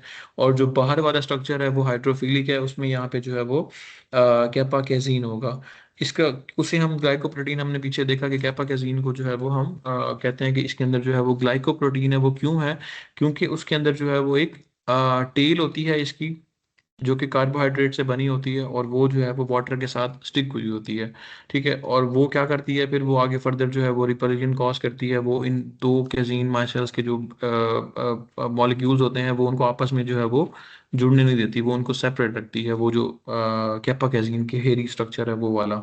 ठीक है, तो अब हमने दो तीन चीज़ें पढ़ी यहाँ पे, अल्फा और बीटा कैजीन जो है वो सेंटर में एग्जिस्ट करेंगे, वो हाइड्रोफोबिक हैं। और जो कैपा कैजीन है, ये जो उसकी स्फेरिकल शेप है, उसकी बाउंड्री के ऊपर हेयरी स्ट्रक्चर होगा, उसे हम कहेंगे ये कैपा कैजीन है। और वो क्या करता है, वो जो कैजीन के डिफरेंट मॉलिक्यूल्स हैं इनको आपस में स्टिक नहीं होने देता, इसको प्रिवेंट करता है। ठीक है, और जब हम जो है वो अब चीज़ जो है वो कैजीन से बनेगी। ठीक है, अब हम जब चीज़ बनाएंगे तो वो कैजीन से बनेगी, उसमें क्या होती है, उसमें जो इसका स्ट्रक्चर है वो डिस्टर्ब हो जाएगा, फिर क्लॉट या कर्ड फॉर्मेशन हो जाएगी। तो जब हम इसमें एसिड ऐड करेंगे, इसकी पीएच कम होगी, 4.6 तक चली जाएगी, तो इसका जो स्ट्रक्चर है, जो हेरी लेयर है बाहर वाली, वो कोलैप्स करना स्टार्ट कर जाएगी। जो इसकी ग्लू है अंदर, हमने पढ़ा कि ये ग्लू से स्टिक होते हैं, जुड़े होते हैं, वो ग्लू जो है वो इसकी ख़त्म हो जाएगी, वो डिसॉल्व हो जाएगी। तो फिर क्या करेंगे, जो माइसेल्स हैं डिफरेंट सारे, बहुत सारे एग्जिस्ट कर रहे हैं दूध के अंदर, वो आपस में बन के, आपस में कंबाइन होके फिर ये क्लम्प्स बनाना स्टार्ट कर देंगे, कर्ड बनाना स्टार्ट कर देंगे। उसके बाद जो है फिर वो एक सॉलिड कर्ड की फॉर्म में, हमारे पास लिक्विड जो है वो सॉलिड कर्ड की फॉर्म में कन्वर्ट हो जाएगा। अगर ये नहीं होगा तो एक ऑर्गेनाइज स्ट्रक्चर होगा, लिक्विड की फॉर्म में अवेलेबल होगा, लेकिन जैसे इसकी पीएच चेंज होगी तो इसका स्ट्रक्चर कोलैप्स कर जाएगा, और वो जो है कर्ड की फॉर्म में हमारे पास आ जाएगा।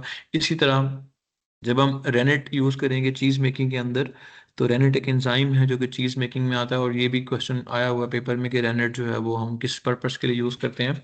तो रेनेट जो है वो चीज़ मेकिंग के अंदर यूज़ होता है। वो एंजाइम क्या करता है, वो एंजाइम जाके कैपा कैजीन का जो हेरी पार्ट होता है वो उसको जाके वहाँ से रिमूव कर देगा, उसको जाके डिस्टर्ब कर देगा। उसके बाद क्या होगा, उसके बाद फिर वही वो उनका स्ट्रक्चर डिस्टर्ब होगा कैजीन माइसेल का, और वो जो है वो सॉलिड की फॉर्म में हमारे पास आ जाएंगे। आपको स्ट्रक्चर मैं दिखा देता हूँ यहाँ पे, ताकि आप लोगों को जो है वो आइडिया हो जाए कि कैसीन माइसेल का स्ट्रक्चर जो है वो कैसा होता है।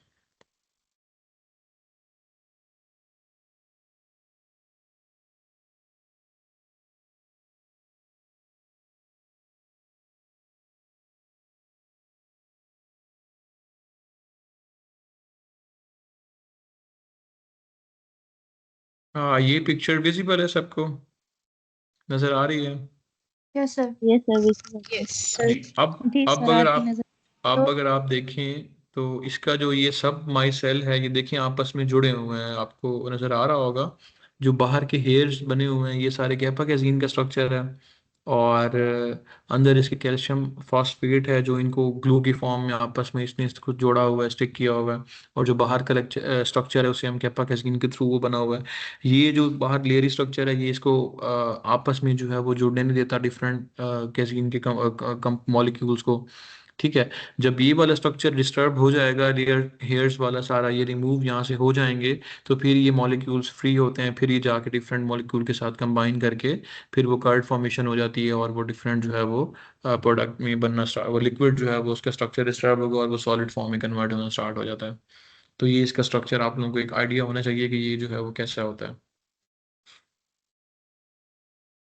ठीक है जी। उसके बाद हम वापस आते हैं, ये उसके बाद नेक्स्ट हमारे पास वे प्रोटीन है।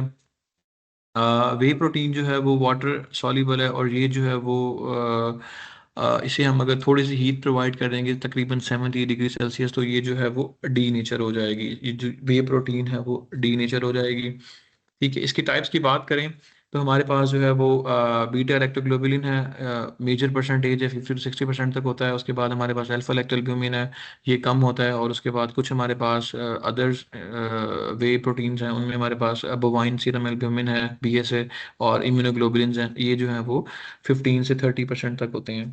ठीक है। अब ये जो वे है हमारे पास, ये बेसिकली जब हम चीज़ बनाते हैं तो चीज़ बनाने के अंदर जो हमारे पास एक बाई प्रोडक्ट निकल रहा होता है मिल्क से, वो से हम जो है वो वे का नाम देते हैं। और इसकी अगर योगर्ट इसमें, में भी होता है ना? हाँ जी, जब योगर्ट में योगर्ट भी होता है, बनाते हैं तो योगर्ट में उसके भी ऊपर होता भी है। आ जाता है, उसमें तो भी जो पानी आ वाटर जाता वाटर आता है तो उसे हम वे कह सकते हैं कि जी ये जो है वो वे है। क्योंकि जब अब है, आप वे देखें ना कहते उसको, हैं। हाँ जी। जब आप सॉलिड, दो चीजें हैं ना मिल्क में, हमने पढ़ा कैजीन और वे। जब हम कैजीन का स्ट्रक्चर डिस्टर्ब करेंगे, कर्ड बन जाएगा, उसके बाद जो लिक्विड पीछे बचेगा फिर वो हमारे पास वे होगा। वो कोई भी प्रोडक्ट हो सकता है, चीज भी है, योगर्ट भी है। अच्छा, इसमें अगर हम देखें तो जो बीटा लैक्टोल्ब्यूमिन है, इनका क्या फंक्शन है? जितने भी फैट सॉल्युबल विटामिन होते हैं तो ये बीटा लैक्टोल्ब्यूमिन ये कैरी करते हैं। ठीक है। ये पेपर में आ सकता है, नोट कर लें, आप लोग लिख लें कि जितने भी फैट सॉल्युबल विटामिन होते हैं वो बीटा लैक्टोग्लोबुलिन में होते हैं, ये कैरी करते हैं। और जो अल्फा लैक्टोल्ब्यूमिन है, इनका क्या फंक्शन होता है? ये जी लैक्टोज की सिंथेसिस करते हैं। जो मिल्क शुगर है हमारे पास, लैक्टोज, उसकी सिंथेसिस कहाँ पे हो रही होती है? उसकी जो है वो अल्फा लैक्टोल्ब्यूमिन जो है वो ये इंपॉर्टेंट रोल प्ले कर रहे होते हैं उसके अंदर। और अल्फा लैक्टोल्ब्यूमिन जो है वो एक इसेंशियल अमाइनो एसिड भी जो है वो दे रहे होते हैं हमें, उसे हम ट्रिप्टोफैन के नाम से जानते हैं। कि ट्रिप्टोफैन जो है वो हमारे पास मिल्क से या वे प्रोटीन से कहाँ से आता है? तो वो अल्फा लैक्टोल्ब्यूमिन से आता है। ठीक है। नेक्स्ट हमारे पास इम्यूनोग्लोबुलिन्स हैं। ये क्या करते हैं जी? ये इम्यून सिस्टम को बूस्ट करते हैं, इनके अंदर इम्यून बूस्टिंग प्रॉपर्टीज होती हैं। और लेक्टोफेरिन की बात करें, ये भी वे प्रोटीन के अंदर आता है। तो ये क्या होता है? ये आयरन को बाइंड करता है। ये ऐसी प्रोटीन है जो कि आयरन को बाइंड करती है। और BSA की बात करें, बोवाइन सीरम एल्ब्यूमिन की, तो ये जो है वो फैटी एसिड ट्रांसपोर्ट करने में जो है वो हेल्प कर रहे होते हैं। ठीक है। उसके बाद फिर कंपैरिजन आ जाएगा कैजीन और वे का। कैजीन जो है वो इनसॉल्युबल है 4.6 पे, क्योंकि वो उसका स्ट्रक्चर डिस्टर्ब हो जाएगा इस pH के ऊपर। ठीक है। और जो वे है वो 4.6 के ऊपर सॉल्युबल है। हीट स्टेबिलिटी की बात करें तो कैजीन जो है वो स्टेबल है, और वे जो है वो अगर आप उसको थोड़ा सा हीट करेंगे तो उसका स्ट्रक्चर जो है वो डीनेचर हो जाएगा, प्रोटीन डीनेचर हो जाएगी, स्ट्रक्चर चेंज हो जाएगा। डाइजेशन की बात करें तो कैजीन की डाइजेशन स्लो है। ठीक है। हमारी बॉडी के अंदर जाके ये जो है वो क्लॉट्स बन जाएंगे स्टमक में, तो ये स्लोली डाइजेस्ट होगी। वे जो है वो लिक्विड फॉर्म में है तो वो बड़ा फास्ट डाइजेस्ट हो जाता है। न्यूट्रिशनल रोल की बात करें तो वे जो है वो उसकी न्यूट्रिशन ज़्यादा है कैज़ीन की निस्बत। ठीक है, और प्रोसेसिंग की बात करें तो जो कैज़ीन है उसे हम चीज़ में, योगर्ट में, इन चीज़ों के अंदर यूज़ कर रहे होते हैं। ये प्रोडक्ट हम कैज़ीन से बना रहे होते हैं, और वे के थ्रू हम जो है वो डिफरेंट बेवरेजेस बना रहे होते हैं, या कोई पाउडर्स बनते हैं जो ये जिम में अक्सर लोग यूज़ कर रहे होते हैं। वो पाउडर जो है हमारे पास जो है वो वेट्स के थ्रू आ रहे होते हैं। तो ये इनका एक सिंपल सा कंपैरिजन है, इसको आप लोग लास्ट में देख लीजिएगा, आपको कंसेप्ट क्लियर हो जाएगा दोनों का डिफरेंस। सर बेवरेज कोई एग्जांपल है, वेज बनी हुई बेवरेज की कोई एग्जांपल जो मार्केट में अवेलेबल हो? इसको एग्जांपल तो नहीं याद, लेकिन इसको हम एज शेक में भी यूज़ करते हैं कुछ लोग ना। अब जैसे मिल्क शेक बनाते हैं, अगर आपके पास, आप चाहते हैं कि जी हम मिल्क से जो है वो डिफरेंट बाई प्रोडक्ट्स बना लें, आप जो कैज़ीन है उसको आप यूज़ कर लेते हैं चीज़ मेकिंग में, तो आपका जो वे बचता है आप उससे शेक भी बना सकते हैं। ये इस तरह किसी और प्रोडक्ट में आप लेकिन उसे मैं यूज़ करके भी कर सॉरी सकते हैं। सर, जी। इसकी तो एसिडिटी ज्यादा होती है ना वे की, वे में तो हाँ एसिडिटी जी, हाँ ज्यादा जी, होती है। ज़्यादा होगी। तो फिर वो जब एसिड जब मिल्क के साथ मिलेगा तो वो तो उसको डीनेचर नहीं कर देगा मिल्क को? नहीं, आपने मिल्क ऐड नहीं करना ना इसमें, आपने सिंपल इसी लिक्विड को यूज़ करते हुए आपने इसमें फ्रूट ऐड करने और आपने आप उसे मिल्क ड्रिंक बना शेक की लेंगे। बात की है ना? नहीं, मैंने इसे कहा कि आप जैसे मिल्क शेक बनाते हैं इसी तरह आप वे का शेक भी बना सकते हैं, उसी तरह का प्रोडक्ट बना ओके सकते हैं, ओके लेकिन आप इसको मिल्क में नहीं ऐड करेंगे। Okay okay okay. हाँ जी। ठीक है जी, ये वही प्रॉपर्टीज़ हैं जो हमने पीछे डिस्कस की। उसके बाद हम जो है वो फैटी एसिड या फैट ग्लोब्यूल है उसको डिस्कस करेंगे कि जी फैट कंपोनेंट मिल्क में जो है वो कौन सा होता है और इसकी परसेंटेज कितनी होती है। तो अगर हम बात करें नॉर्मल मिल्क की, तो तकरीबन इसके अंदर हमारे पास 400 फैटी एसिड जो है वो हमारे दूध में होते हैं। कितने होते हैं? 400 फैटी एसिड दूध में एग्जिस्ट कर रहे होते हैं। साइज़ की बात करें तो मिल्क ग्लोब्यूल का जो साइज़ है वो 0.1 से 20 माइक्रोमीटर तक होता है। ठीक है, और फिर फर्दर अगर हम इसको कम करें, आगे डिवाइड करें, तो हमारे पास डिफरेंट परसेंटेजेस आती हैं। उसमें सबसे ज़्यादा परसेंटेज जो है वो हमारे पास सेचुरेटेड फैटी एसिड्स की है, वो 65 से 70% तक एग्जिस्ट करते हैं। देन उसके बाद हमारे पास मोनो अनसेचुरेटेड फैटी एसिड्स हैं, ये 25 से 30% तक एग्जिस्ट कर रहे होते हैं।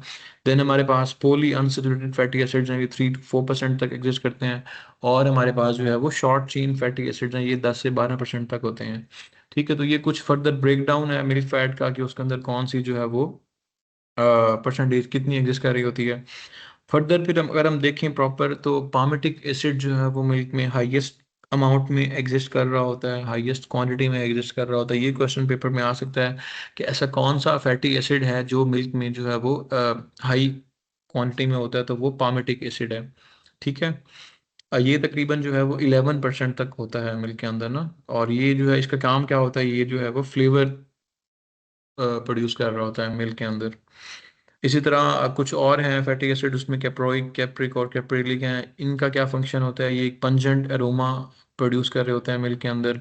इसी तरह ब्यूटायरिक एसिड है, इसका भी यही काम है। ये जो है वो रेंसिड फ्लेवर जो है वो प्रोड्यूस कर रहा होता है डेयरी प्रोडक्ट्स के अंदर। पंजेंट और रेंसिड ऑर्डर जो है वो प्रोड्यूस करेगा, उसका फ्लेवर बड़ा अजीब सा होगा। ठीक है, फिर अब ये कुछ टेस्ट हैं इंपॉर्टेंट जो कि अडल्ट्रेशन को चेक करने के लिए यूज़ हो रहे होते हैं लैब में, या हम अडल्ट्रेशन को चेक करने के लिए इनको यूज़ कर सकते हैं इन टेस्ट को। तो इसमें आरएम वैल्यू का टेस्ट है, राइकर्ट माइजल वैल्यू, पोलेंस्के वैल्यू और बीआर वैल्यू। ये तीन टेस्ट हैं। इन तीनों टेस्ट के थ्रू हम जो है वो चेक कर सकते हैं कि जो फैट है मिल्क के अंदर वो प्योर है, या उसकी फैट रिमूव करके इसके अंदर कोई और फैट ऐड की गई है। तो इसके थ्रू हम फैट की प्योरिटी को चेक कर रहे होते हैं इन टेस्ट के थ्रू। इन टेस्ट के नेम आपको पता होने चाहिए। ठीक है, अब अगर हम इसकी बात करें राइकर्ट माइजल आरएम वैल्यू की, तो ये क्या करता है, ये बेसिकली आपकी फैट की प्योरिटी को चेक करने के लिए, वो बता दिया मैंने। अब ये करता क्या है, ये जितने भी दूध के अंदर volatile water soluble fatty acids होंगे उनकी अमाउंट को चेक करके हमें एक रीडिंग दे देगा। ठीक है, इसको आप लोग समझ लें कि जो आर एम वैल्यू है वो क्या करती है, वो volatile water soluble fatty acids को, उनकी अमाउंट को चेक करता है। उसमें बेसिकली फिर आगे फर्दर कौन कौन से हैं, उसमें ब्यूटारिक एसिड है मेनली, ब्यूटारिक और कैप्रोइक एसिड है। ये दो एसिड हैं, इनको बेसिकली ये चेक कर रहा होता है। उसके बाद फिर जो रीडिंग आती है उसे हम कहते हैं कि जी हमारी ये रीडिंग है। अगर वो रीडिंग डेविएट करेगी, ठीक है, अगर वो रीडिंग डेविएट कर रही है तो इसका मतलब इसके अंदर जो है वो ये वाले फैटी एसिड्स नहीं हैं, इसकी जो फैट है वो प्योर नहीं है, इसके अंदर कोई किसी और चीज़ की फैट, वो वेजिटेबल फैट हो सकती है या वो कोई और फैट उसने ऐड करके जो है वो मिल्क के साथ 2 नंबर की है, मिल्क के साथ छेड़छाड़ की है। ठीक है, तो इसे हम RM वैल्यू का नाम देते हैं। अगर हम इसकी सही रीडिंग की है, बात करें सही है। जी, कोई इंस्ट्रूमेंट है रिकेट माइसर वैल्यू, लाइक कोई इंस्ट्रूमेंट के थ्रू होता है या कोई टाइट्रेशन मेथड है, किस तरह से ये टेस्ट परफॉर्म होता है? ये इंस्ट्रूमेंट के थ्रू ही होता है। मैं इसको चेक करके आपको शेयर कर दूंगा, ठीक लेकिन है। अभी इसका प्रोसेस आप समझ लें। ठीक है, कि इसके अंदर हम कर क्या रहे होते हैं, इसके थ्रू जो है वो हम volatile water soluble fatty acids को चेक कर रहे होते हैं। ठीक है, मेनली ब्यूटारिक और कैप्रोइक, इन दो को हम चेक कर रहे होते हैं। अब इसकी नॉर्मल रेंज की बात करें तो जो प्योर मिल्क फैट है उसकी जो RM वैल्यू होती है वो तकरीबन 24 से 34 तक की रेंज में आ रही होती है, 24 से 34 तक की रेंज में। फिर आगे PFA का अपना स्टैंडर्ड है, उसने फिर आगे यहाँ पे आपको नज़र भी आ रहा होगा कि 26 से 30 तक जो है वो उन्होंने सेट किया हुआ है। अगर हम वेजिटेबल ऑयल की बात करें तो उसकी जो RM वैल्यू होती है वो 1 होती है। ठीक है, अब अगर किसी ने दूध में जो है वो वेजिटेबल ऑयल ऐड किया हुआ है, ठीक है, उसकी नेचुरल फैट को रिप्लेस किया वेजिटेबल ऑयल से, तो RM वैल्यू हमारे पास 1 आएगी। इसका मतलब क्या होगा कि जी इसके अंदर जो है वो नेचुरल फैट नहीं है, इन्होंने नेचुरल फैट निकाल ली है और इन्होंने जो है वो ये मिल्क जो है वो फैब्रिकेटेड है, या इसमें जो है वो वेजिटेबल फैट की एडल्ट्रेशन की गई है, तो उसकी रीडिंग 1 होगी। अगर वो एनिमल फैट ऐड करेगा तो उसकी रीडिंग 1 और 8 के दरमियान में कहीं फॉल कर रही होगी, वो 4 भी हो सकती है, 5 भी हो सकती है, 6 भी हो सकती है। ठीक है, क्योंकि इसकी अपनी जो स्टैंडर्ड है वो तकरीबन 24 to 34 तक फॉल कर रहा है, इसके दरमियान में होगी तो इसका मतलब ये ठीक है। अगर इससे कम होगी तो इसका मतलब जो है वो इसके अंदर अडल्ट्रेशन की गई है। सेम इसी तरह पोलेंस की वैल्यू है, ये भी वोलेटाइल फैटी एसिड्स को ही मेजर कर रहा होता है, लेकिन इसके अंदर जो है वो वोलेटाइल फैटी एसिड कौन से होंगे, वो इनसॉल्युबल होंगे। RM वैल्यू में जितने भी सॉल्युबल फैटी एसिड्स थे वो उनको हम मेजर कर रहे थे, इनके अंदर जो इनसॉल्युबल फैटी एसिड्स हैं हम उनको मेजर करेंगे। ठीक है, ये डिफरेंस है इन दोनों टेस्ट में। और इसके अंदर कौन कौन से हैं मेन, इसमें जो है वो कैप्रिक है, कैप्रिक एसिड आ जाएगा और कैप्रिलिक आ जाएगा, लॉरिक एसिड आ जाएगा। इनको हम या इस टेस्ट के अंदर चेक करेंगे। इसकी रीडिंग की बात करें तो हमारे पास अगर प्योर कोई घी है या प्योर कोई प्रोडक्ट है तो उसकी रीडिंग हमारे पास 1 से 2 के दरमियान में आ रही होगी। ठीक है, और किसी किसी हद तक जो है वो 4 तक भी चली जाती है। ठीक है, किसी किसी प्रोडक्ट में 4 तक भी चली जाती है, लेकिन इससे ज़्यादा नहीं जाएगी। इससे ज़्यादा अगर जाती है तो इसका मतलब इसमें जो है वो अडल्ट्रेशन की गई है। और बेसिकली ये जो टेस्ट है इसके अंदर हम स्पेसिफिकली कोकोनट ऑयल या पाम ऑयल की एडल्ट्रेशन को हम चेक करने के लिए यूज़ कर रहे होते हैं। अगर किसी ने पाम ऑयल ऐड किया या कोकोनट ऑयल ऐड किया है तो इस टेस्ट के थ्रू हम उसको 100% चेक कर सकते हैं। कोकोनट ऑयल की अगर RM वैल्यू की, ये पोलेंस की वैल्यू की बात करें तो तकरीबन इसकी जो है वो 8 से 10 तक आ रही होती है और कभी कभी जो है वो 13 तक भी चली जाती है। और पाम ऑयल की बात करें तो पाम ऑयल की जो पोलेंस की वैल्यू है वो तकरीबन 8 से 12 तक चली जाती है। तो मतलब 8 से 10 तक आप इसका स्टैंडर्ड रखें कि 8 से 10 तक जो है वो अदर देन मिल्क फैट कोई होगी तो उसकी वैल्यू जो है वो 8 से 10 तक होगी, और जो मिल्क फैट है उसकी 1 से 2 तक होगी। तो ये इनका रेफरेंस है, इनका स्टैंडर्ड आपको पता होना चाहिए। और ये जो है वो मिल्क की फैट की प्योरिटी को चेक करने के लिए होते हैं। देन हमारे पास BR वैल्यू है, ब्यूटारो रिफ्रैक्टोमीटर रीडिंग या ब्यूटारो रिफ्रैक्टोमीटर वैल्यू। ये क्या होती है, इसमें हम जो है वो रिफ्रैक्टिव इंडेक्स को चेक कर रहे होते हैं कि फैट एंड ऑयल्स का जो रिफ्रैक्टिव इंडेक्स है वो कितना होता है।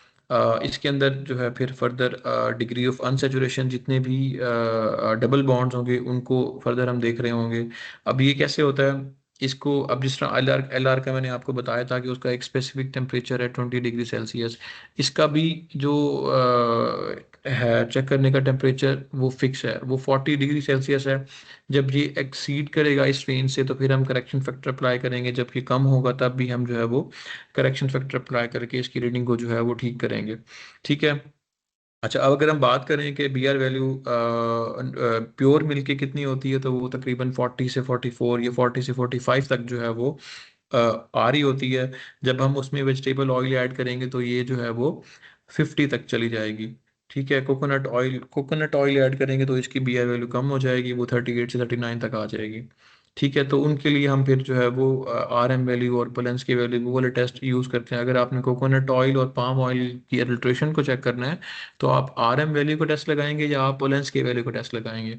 ठीक है, और अगर आपने वेजिटेबल ऑयल या इस तरह की कोई एडल्ट्रेशन चेक करनी है तो फिर आप BR वैल्यू को टेस्ट लगाएंगे। ठीक है। अच्छा, अब करेक्शन फैक्टर की मैं बात करूं तो इसमें हम जो है वो जब करेक्शन फैक्टर अप्लाई करेंगे तो वो कितना होगा, तो इसमें जो है वो 0.55 यूनिट पर डिग्री सेल्सियस हम ऐड करेंगे। अगर टेम्परेचर बढ़ेगा 40 से, अगर टेम्परेचर एक्सीड करता है तो हम जो है वो हर 1 डिग्री एक्सीड होने पे हम 0.55 यूनिट जो है वो ऐड कर देंगे इसके अंदर, रीडिंग के अंदर। और अगर इसी तरह 40 से जो है वो टेम्परेचर कम होगा तो फिर हम 0.55 डिग्री जो है यूनिट जो है वो हम उससे माइनस कर लेंगे।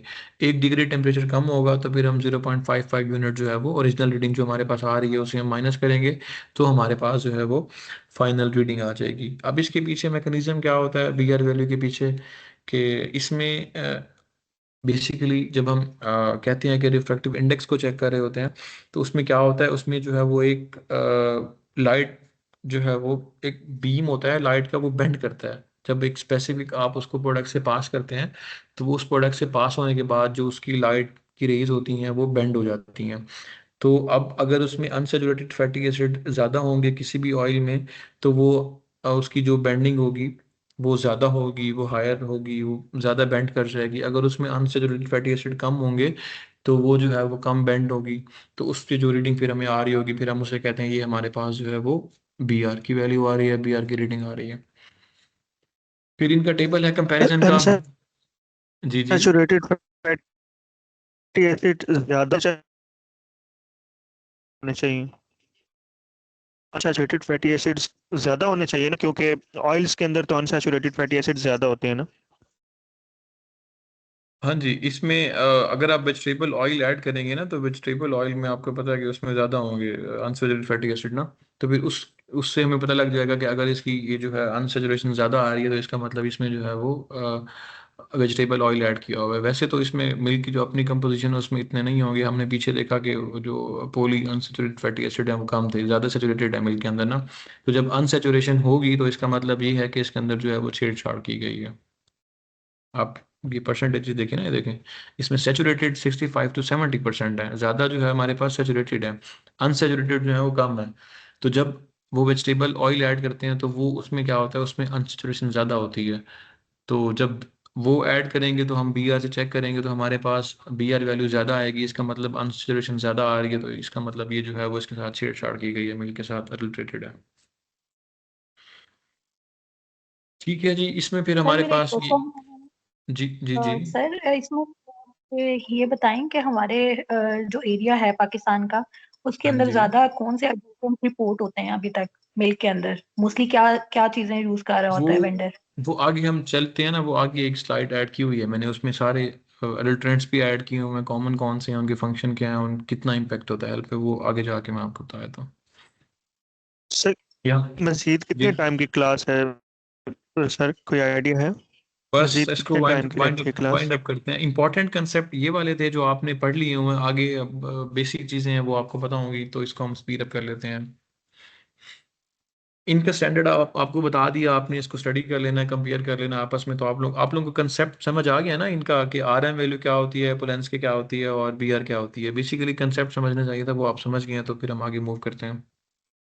जी सर, समझ में आ गया उनका कॉन्सेप्ट। Okay okay okay. अच्छा, उसके बाद जिस तरह प्रोटीन और फैट को हमने डिस्कस किया, इसी तरह जो है वो कार्बोहाइड्रेट को डिस्कस करते हैं कि मिल्क के अंदर कौन सा कार्बोहाइड्रेट है, तो वो लैक्टोज है। लैक्टोज को हमने देखा डाइसैकेराइड है, ग्लूकोज और गैलेक्टोज से बनता है। ठीक है, और अगर इसकी स्वीटनेस की बात करें तो लैक्टोज जो है वो 0.16 से 0.4 तक इसकी स्वीटनेस है। हम इसको सुक्रोज से कंपेयर करते हैं, सुक्रोज का स्वीटनेस लेवल जो है वो 1 है। अगर हम उसको 1 कंसिडर करते हैं तो लैक्टोज जो है वो 0.16 से 0.4 तक इसका स्वीटनेस लेवल होता है। अच्छा, अब एक और चीज़ है, आपने जैसे ग्लूटेन इंटॉलरेंस पढ़ा था लास्ट क्लास में, तो इसके अंदर भी एक इस तरह की है लैक्टोज इंटॉलरेंस। तो लैक्टोज इंटॉलरेंस का कंसेप्ट है आप लोगों को, क्या होती है वो? सर यस ऐसे सर। लोग जिनको लैक्टोज शुगर जो है वो डाइजेस्टेबल नहीं होती और उनको लैक्टोज एलर्जी होती है, तो उनको, उन लोगों को बोलते हैं लैक्टोज इंटॉलरेंस। लैक्टोज को सर सर एक बात डाइजेस्ट तो करने के लैक्टेज एंजाइम चाहिए होता है, तो जिनकी बॉडी के ये अंदर खास तौर लैक्टेज पे जो एंजाइम प्रोड्यूस नहीं होता ना, उनको लैक्टोज इंटॉलरेंस होती है। बिल्कुल आप सर ठीक ये कह रहे खास हैं। तौर पर जो जी जी। न्यू बॉर्न बेबीज होते हैं उनको ये ज्यादा प्रॉब्लम फेस करना पड़ता है, इसलिए ये जो लैक्टोलेस दूध वगैरह जो मार्केट के अंदर आएगा ये उन्हीं के लिए आएगी, उसके अंदर लैक्टोज की अमाउंट बहुत कम होती है, ये हाँ ना जी, और हम होने के इन्हें बराबर होती इंपोर्ट है। भी करते हैं, वो $40 मिलियन आपको पीछे जी मैंने जी बताया था। अच्छा, जी ठीक जी है जी। अब ये बताएं कि अच्छा, इस आपने सही बताया कि बिल्कुल लैक्टेज एंजाइम हमारी बॉडी में जो है वो प्रोड्यूस होता है। अब ये कहाँ प्रोड्यूस होता है ये आप नोट डाउन कर लें। लैक्टेज जो है ये हमारी बॉडी में स्मॉल इंटेस्टाइन के अंदर प्रोड्यूस होता है। लैक्टेज जो है हमारी बॉडी में स्मॉल इंटेस्टाइन के अंदर प्रोड्यूस होता है, और ये जो एंजाइम है ये क्या करता है, ये फिर फर्दर जो है वो लैक्टोज की डाइजेशन में या लैक्टोज को ब्रेक डाउन करने में हेल्प आउट करता है। जिनकी बॉडी में ये एंजाइम नहीं होगा उनको फिर जो है वो लैक्टोज इंटॉलरेंस हो जाएगी। ठीक है। अब लैक्टोज इंटॉलरेंस में क्या होता है जी, आप जो डेयरी आइटम कंज्यूम करते हैं तो वो लैक्टोज की डाइजेशन नहीं होगी, फिर आपको वॉमिटिंग या कोई स्पेसिफिक कंडीशन जो है वो आपको फेस करनी पड़ सकती है। ठीक है। अब लैक्टोज इंटॉलरेंस वाले ठीक है दूध नहीं कंज्यूम कर सकते, तो फिर वो क्या करें, वो अब योगर्ट और चीज या इस तरह के प्रोडक्ट वो कंज्यूम कर सकते हैं। वो लैक्टोज फ्री मिल्क नहीं यूज सर ऐसा करती हैं तो सर, नहीं कर सकते। मिल्क ठीक है, मिल्क तो और हो गया ना, योगर्ट लैक्टोज फ्री हो गया। योगर्ट कंज्यूम कर सकते हैं, योगर्ट कंज्यूम कर सकते हैं। योगर्ट में तो लैक्टोज नहीं होगा, उसमें तो लैक्टोज होता है, तो फिर उनको इशू नहीं होगा कोई। तो उसमें फर्मेंटेशन हो जाती है ना। ठीक है, कोई और बताना चाहेगा कि योगर्ट जो है वो कंज्यूम करेंगे तो उसमें लैक्टोज तो होगा, तो फिर उनको फिर मसला नहीं होगा। सर उसमें लाइव कल्चर्स होते हैं बैक्टीरिया के, अ, बैफिडोबैक्टीरिया, जो उसकी फर्मेंटेशन आगे काज करते हैं और वो शॉर्ट चेन फैटी एसिड्स में कन्वर्ट हो जाते हैं। हाँ जी बिल्कुल।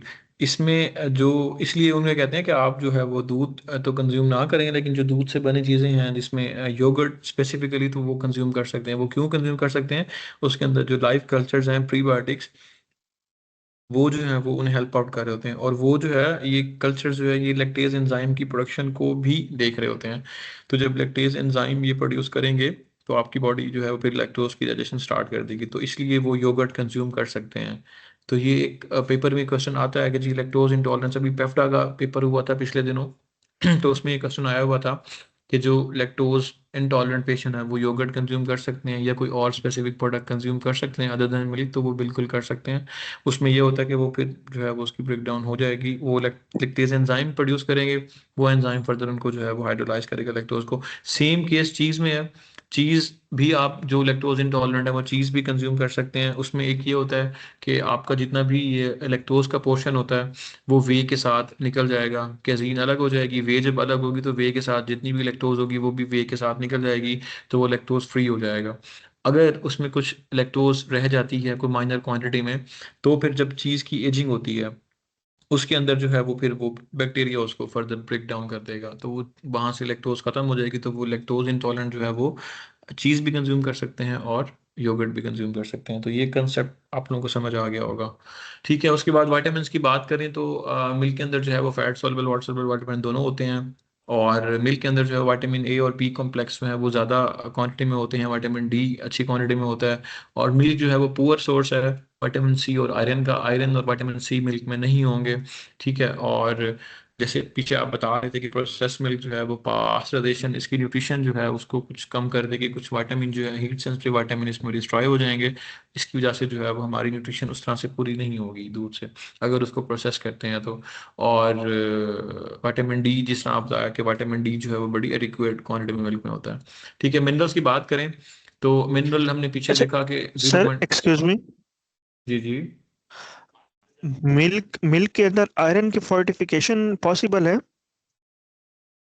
नहीं, वीट के अंदर तो फोर्टिफिकेशन होती है आयरन की, मिल्क के अंदर नहीं है। मिल्क के अंदर सिर्फ कैल्शियम की हो सकती है? हाँ, मिल्क के अंदर कैल्शियम की हो सकती है, आयरन की सिर्फ वीट फ्लोर के अंदर कर सकते हैं, लेकिन मिल्क के अंदर पॉसिबल नहीं है। Okay okay. ओके जी। अच्छा, उसके बाद हम मिनरल्स की बात करें तो हमारे पास 0.7 to 0.9% तक मिनरल्स हैं इसमें। एक्सीलेंट सोर्स जो है हमारे पास कैल्शियम और फास्फोरस हैं। ये बोन्स और टीथ के लिए इंपॉर्टेंट होते हैं, और ये मैंने बताया अभी कि इसमें आयरन नहीं होता। तो ये क्वेश्चन पेपर में आ जाता होता है, और वो कंफ्यूज करने के लिए फिर बच्चों को वो इस तरह के ऑप्शन देता है कि मिल्क में कौन सा मिनरल नहीं होता या कौन सा मिनरल जो है वो डेफिशिएंट होता है, तो वो मिल्क में आयरन नहीं होता। तो वो आयरन और आयोडीन में आपने कंफ्यूज नहीं करना। वो अगर पूछ ले तो आपने जो है वो आयरन को मार्क करना है, ठीक है। और बाकी जो है वो कैल्शियम और फास्फोरस वगैरह जो है वो इसमें रिक्वायर्ड क्वांटिटी में होते हैं, ठीक है। अब कंटामिनेशन की बात करें तो मिल्क में जो है वो माइक्रोबियल कंटामिनेशन रॉ मिल्क में स्पेशली कहाँ कहाँ से हो सकती है और किस किस पॉइंट पे हो सकती है। सबसे पहले जब उसके अडर होते हैं एनिमल के, उस वहाँ से उसे मेस्टाइटिस होती है उस जगह पे। तो उसमें क्या होता है, उसमें जो उसका सोमेटिक सेल है वो हाई हो जाएगा, सोमेटिक सेल काउंट ज़्यादा होगा। और ये क्वेश्चन भी पेपर में आया हुआ था कि जो मेस्टाइटिस मिल्क है उसमें क्या होता है, बेसिकली दूध के साथ क्या होगा। तो दूध के अंदर जो है वो सोमेटिक सेल काउंट जो है वो ज़्यादा हो जाता है, इंक्रीज कर जाता है, ठीक है। इसमें कौन कौन से बैक्टीरिया एज भी होते हैं, तो बढ़ इसमें जाती है इसकी। जी, इसमें कौन कौन से बैक्टीरिया होंगे, तो इसमें स्टेफाइलोकोकस ऑरियस होगा और स्ट्रेप्टोकोकस स्पीशीज होंगी। नेक्स्ट हम देखें तो फीकल कंटामिनेशन जब होगी तो उसमें जो है वो फिर हमारे मिल्क में जो है वो माइक्रोबियल कंटामिनेशन हो जाएगी। उसमें कौन कौन से बैक्टीरिया होंगे मिल्किंग के दौरान, इकोलाई आ जाएगा, साल्मोनेला होगा, लिस्टेरिया होगा। इसी तरह अगर जो मिल्क हैंडलर है उसकी हाइजीन ठीक नहीं है, उसके हैंड क्लॉथ यूटेंसिल्स, वहां से अगर कोई बैक्टीरिया आएगा तो उसमें हमारे पास साल्मोनेला और शिगेला है। ये ह्यूमन पैथोजेंस हैं, और ये हैंडलिंग के दौरान आ सकता है अगर हाइजीन ठीक नहीं है, दूध जो कर रहा है, निकाल रहा है बंदा उसकी। उसके बाद मिल्क इक्विपमेंट हैंडलिंग, अगर उनकी हैंडलिंग पुअर है, क्लीनिंग पुअर है, तो उसमें थर्मोड्यूरिक्स और साइक्रोट्रॉफ्स आ सकते हैं। पोस्ट मिल्क, अब मिल्क जो है वो हो गया, उसके बाद पोस्ट मिल्क हैंडलिंग अगर आपकी ठीक नहीं है, आपने कैन जो है वो ओपन रखे हुए हैं, उनकी ट्रांसपोर्ट ठीक नहीं है, तो उसमें जो एयरबोर्न डस्ट, इंसेक्ट्स और बाकी चीज़ें हैं वो उसमें आ सकती हैं, ठीक है। एनिमल फीड की बात करें तो ये वैसे तो इनडायरेक्ट सोर्स है, मिल्क में डायरेक्ट कंटामिनेशन नहीं होती, लेकिन ये है कि इसमें जो अफ्लाटॉक्सिन होते हैं फीड के अंदर, तो उसमें जो है वो फिर आपके मिल्क में जा सकते हैं। उसमें जो ज़्यादा रिपोर्ट किया गया है वो अफ्लाटॉक्सिन M1 है, और PFA ने जो है वो इसकी लिमिट भी सेट की हुई है, वो 500 है। अच्छा, अब उसके बाद अडल्ट्रेशन की बात करें तो हमारा जो मिल्क है उसमें अडल्ट्रेशन की जाती है, तो उसमें जो है वो कंटामिनेटेड वाटर भी यूज़ कर सकते हैं, वो केमिकल्स भी यूज़ कर सकते हैं, ठीक है, जिसकी वजह से फिर फर्दर जो है वो माइक्रोब जो है वो पैदा होने के चांसेस ज़्यादा होते हैं। अब कॉमन स्पॉयलेज ऑर्गेनिज्म मिल्क में कौन कौन से होते हैं, उसमें जो है वो डिफरेंट प्रोसेस भी इन्वॉल्व हैं, और कुछ जगह पे जो है वो माइक्रोब्स इन्वॉल्व हैं। अगर हम माइक्रोब्स की बात करें तो साइक्लोट्रोप्स हैं, ठीक है। और ये जो है वो 0 से 7 डिग्री सेंटीग्रेड तक जो है वो अगर टेम्परेचर होगा तो ये ग्रो करेंगे, और ये इस टेम्परेचर पे जो है वो बड़ी स्पीड से मल्टीप्लाई करेंगे और बड़ी एडिक्वेट अमाउंट में होंगे मिल्क के अंदर, ठीक है। और इसी तरह थर्मोड्यूरिक्स की बात करें तो ये जो है वो पास्चराइजेशन टेम्परेचर सर्वाइव कर जाते हैं, और ये जो है वो दूध को ख़राब कर देते हैं। इनमें जो है वो कौन कौन सी हैं, स्पोर फॉर्मर्स हैं, नॉन स्पोर फॉर्मर्स हैं, और स्पॉलेज हैं। इनका एक एक नाम आप अगर याद कर लेंगे तो वो काफ़ी, ये ज़्यादा ये सारे याद करने की ज़रूरत नहीं है। और ये 2019 के पेपर में क्वेश्चन आया हुआ है कि जो साइक्लोट्रॉफ्स हैं वो कॉमनली किस फॉर्म में एग्जिस्ट करते हैं मिल्क में, किस मिल्क में पाए जाते हैं।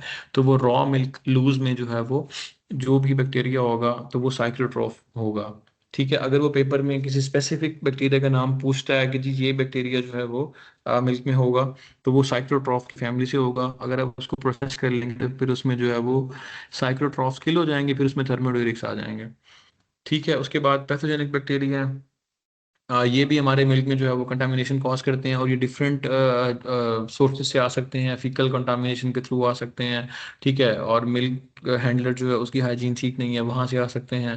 डिफरेंट प्रोसेस के थ्रू जो है हमारे मिल्क में जब ये ऐड हो जाएंगे तो फिर मिल्क को जो है ये ख़राब करते हैं। इनके नेम भी आप देख लीजिएगा, एक एक नाम और एक एक एग्जाम्पल याद कर लें, सारी नहीं भी करेंगे तो चल जाएगा, लेकिन एक एक नाम आपको पता होना चाहिए। इसके बाद हमारे पास मिल्क बॉर्न डिजीजेज हैं या जूनोटिक रिस्क है। अब ये जूनोटिक डिजीज क्या होती है, ये बेसिकली इन्फेक्शियस डिजीज होती है जो कि वायरस, बैक्टीरिया, पैरासाइट या फंजाई के थ्रू होती है, और ये जो है वो एनिमल से ह्यूमन में फर्दर ट्रांसमिट होती है ये डिजीज ना, मतलब ये डिजीज डायरेक्टली एनिमल नहीं प्रोड्यूस करेंगे, ये डिजीज कोई भी वायरस, बैक्टीरिया, पैरासाइट या फंजाई जो है वो प्रोड्यूस करेगा, डिजीज कॉज करेगा एनिमल को, वो फिर एनिमल से फर्दर ह्यूमंस में ट्रांसफर होगी, तो फिर इसे हम जूनोटिक डिजीज का नाम देंगे। उसमें फिर फर्दर जो है वो कुछ डिजीज हैं, उसमें ब्रुसेलोसिस है। इसमें क्या होता है जी, इसमें फीवर हो जाता है, जॉइंट पेन होते हैं, और फार्म के ऊपर ये ज़्यादा चांस होता है इसके होने का। ठीक है, उसके बाद बोवाइन ट्यूबरक्लोसिस है, और ये भी जो है तकरीबन रॉ मिल्क के थ्रू हमारी बॉडी में ट्रांसमिट हो सकती है। साल्मोनेलोसिस है, ये साल्मोनेला अगर हमारे मिल्क में है तो वहाँ से हमें ये हो जाएगी। ठीक है, उसके बाद कैंपाइलो बैक्टीरियोसिस है, और ये भी रॉ मिल्क में कॉमन है, इससे ब्लडी डायरिया हो जाएगा आपको। ठीक है, और उसके बाद लिस्टेरियोसिस है। ये न्यू नेटल इन्फेक्शन है, जो अभी जिनकी बर्थ 28 डेज या 30 डेज तक होती है, उन्हें हम न्यूनेटल कहते हैं। तो ये उनको जो है वो जाके अफेक्ट करता है, और उनको जो है वो उनकी डेथ हो जाती है। तो इससे ये अबॉर्शन भी करता है ना ये बैक्टीरिया, तो ये इतना खतरनाक होता है। तो इसी तरह जो है वो सेम हमारे पास स्टेफाइलोकोकस की इंटॉक्सिकेशन भी है। ठीक है, तो ये कुछ जूनोटिक डिजीजेज हैं। इनमें से एक दो जो ब्रुसेलोसिस है ये इंपॉर्टेंट है, बोवाइन ट्यूबरक्लोसिस ये इंपॉर्टेंट है, ये दो आपको पता होने चाहिए, बाकी नहीं भी करेंगे तो इशू नहीं है।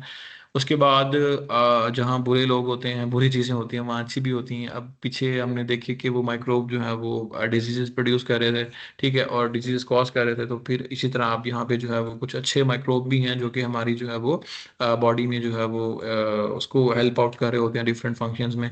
तो इसमें हमारे पास लैब जो है लैक्टिक एसिड बैक्टीरिया, ये फर्मेंटेशन में हम इन्हें यूज़ करते हैं।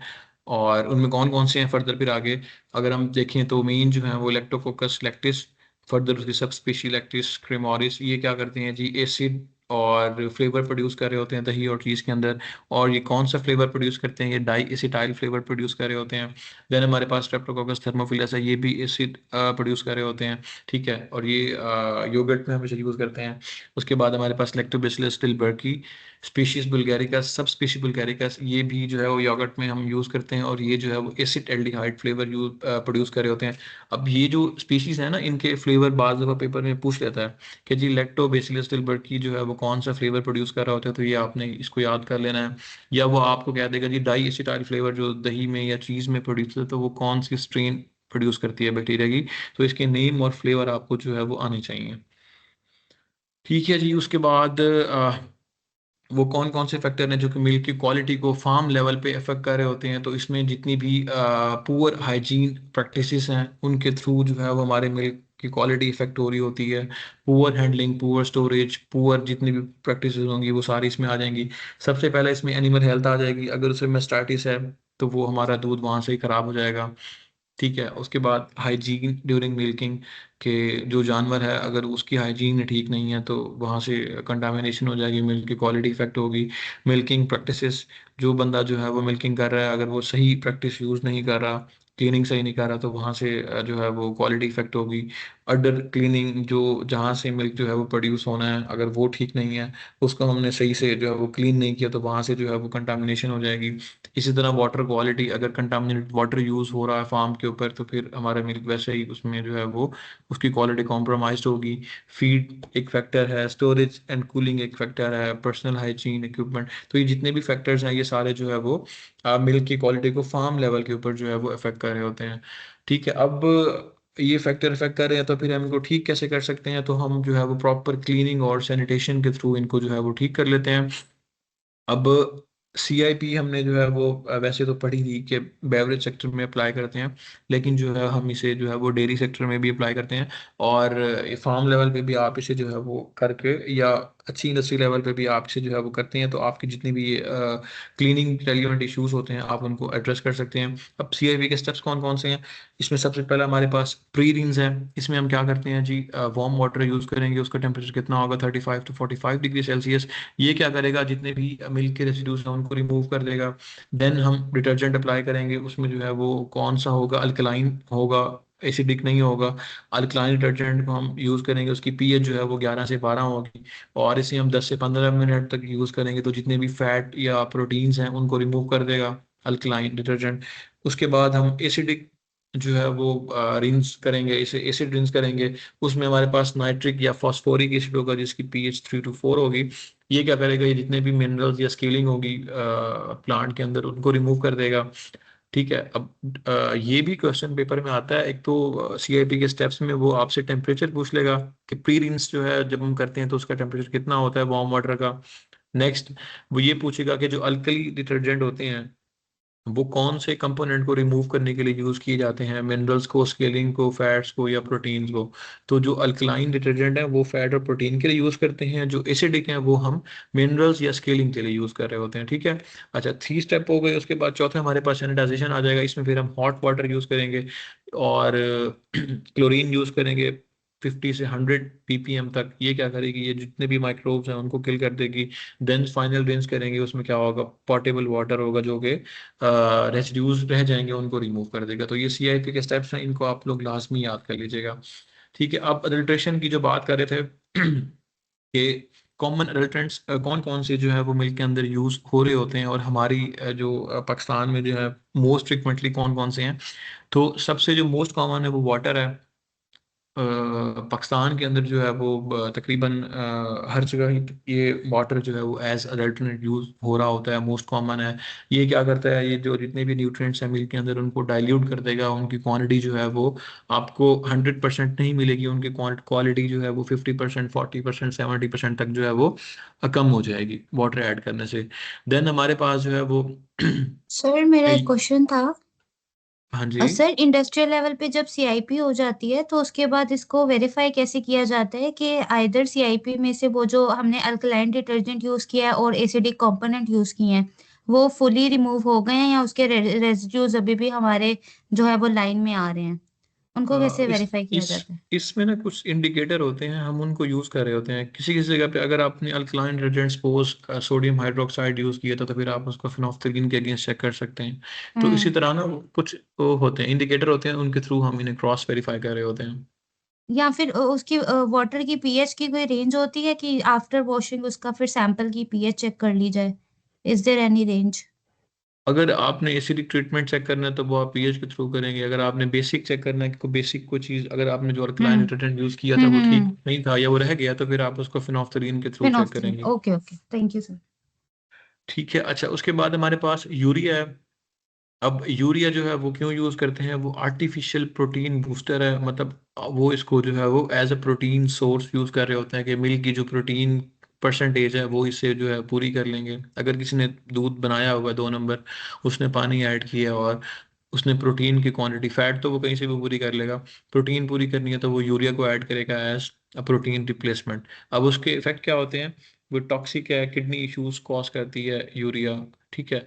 और उसके बाद डिटर्जेंट और सोप यूज करते हैं। ये क्यों करते हैं, ये जो है वो मिल्क की जो एक क्रीमीनेस होती है, अगर आप देखें तो जब फ्रेश मिल्क जो है वो मिल्किंग हुई होती है तो उसके ऊपर एक लेयर बनी होती है ना, ऐसे वो झाग टाइप बनी होती है और वो क्रीमीनेस होती है। तो डिटर्जेंट और सोप ये उसी फोम को बनाने के लिए यूज करते हैं ताकि फील आए कि ये जो मिल्क है ये प्योर है और इसकी क्रीमीनेस जो है वो इसमें बिल्कुल ठीक है। और ये क्या करती है, ये हेल्थ हैजर्ड है और ये कार्सिनोजेनिक भी हो सकती है। देन स्टार्च और फ्लोर ऐड कर रहे होते हैं जो अगर उसने पानी ऐड किया मिल्क में तो वो डाइल्यूट हो जाएगा, तो उसकी कंसिस्टेंसी को थिक करने के लिए स्टार्च या फ्लोर यूज करेंगे। देन फॉर्मलिन यूज करते हैं। फॉर्मलिन बेसिकली ये प्रिजर्वेटिव के तौर पे काम कर रहा होता है। इसको हम नहीं रिकमेंड करते, ना ही हम इसे यूज करते हैं। ये लीथल होता है और ये जो है वो इंसान की जान भी ले सकता है। तो ये इसे जो है वो एज ए प्रिजर्वेटिव यूज कर रहे होते हैं। ये कार्सिनोजेनिक है और ये लंबे अरसे तक दूध की शेल्फ लाइफ को जो है वो इन्हांस कर देता है। देन उसके बाद हाइड्रोजन पेरोक्साइड है। ये भी एज ए प्रिजर्वेटिव यूज कर रहे होते हैं और ये एंटीबैक्टीरियल होता है और ये दूध में जो है वो दूध की शेल्फ लाइफ को इंक्रीज कर देगा। उसके बाद सोडियम क्लोराइड साल्ट है। ये बेसिकली डेंसिटी को या एसएनएफ को इंक्रीज करने के लिए यूज कर रहे होते हैं। देन सुक्रोज है, ये भी जो मिल्क के सॉलिड्स हैं उनको इंक्रीज करने के लिए यूज कर रहे होते हैं। उसके बाद कुछ न्यूट्रलाइजर्स हैं, उसमें सोडा है, कार्बोनेट है। ये जो उसकी सॉरनेस या एसिडिटी है उसको मास्क करते हैं, उसको छुपा देते हैं कि जो मिल्क का टेस्ट है वो जो एसिडिक खट्टा टेस्ट आ रहा है वो ना आए। या जो सॉर टेस्ट आ रहा है वो ना आए, उसको छुपाने के लिए यूज़ करते हैं। और कुछ जो है फिर उसके बाद स्किम मिल्क पाउडर है, वेजिटेबल ऑयल है, मेलामाइन है, अब तो ये यूज़ नहीं करते। और कार्बोनेट है, बोरिक एसिड, तो कुछ जो है वो ये भी यूज़ हो रहा होता है, लेकिन मोस्ट कॉमन इसमें जो है वो वाटर आएगा। ठीक है, अब इनको हम चेक कैसे कर सकते हैं? लैक्टोमीटर, आप वाटर को चेक कर सकते हैं लैक्टोमीटर के थ्रू, फैट को आप चेक कर सकते हैं गड़बड़ मेथड के थ्रू, प्रोटीन आप चेक कर सकते हैं जेल डाल मेथड के थ्रू, और फ्रीजिंग पॉइंट ये भी आप जो है वो वाटर एडिशन को जो है वो आप चेक कर सकते हैं फ्रीजिंग पॉइंट के थ्रू। अब ये जो है वो क्यों यूज़ करते हैं अडल्ट्रेंट, और इनका क्या टेस्ट कौन सा है, इंडिकेशन कहाँ पे होगी, और हेल्थ रिस्क कितना है? तो वाटर की बात करें तो इसका पर्पस क्या होता है कि ये वॉल्यूम को इंक्रीज कर देगा। और टेस्ट कौन कौन सा है? इलेक्ट्रोमीटर और फ्रीजिंग पॉइंट। इंडिकेशन क्या होगी? अगर इलेक्ट्रोमीटर होगा तो इसकी डेंसिटी कम हो जाएगी, और अगर फ्रीजिंग पॉइंट है तो इसका फ्रीजिंग पॉइंट जो है वो हाई हो जाएगा।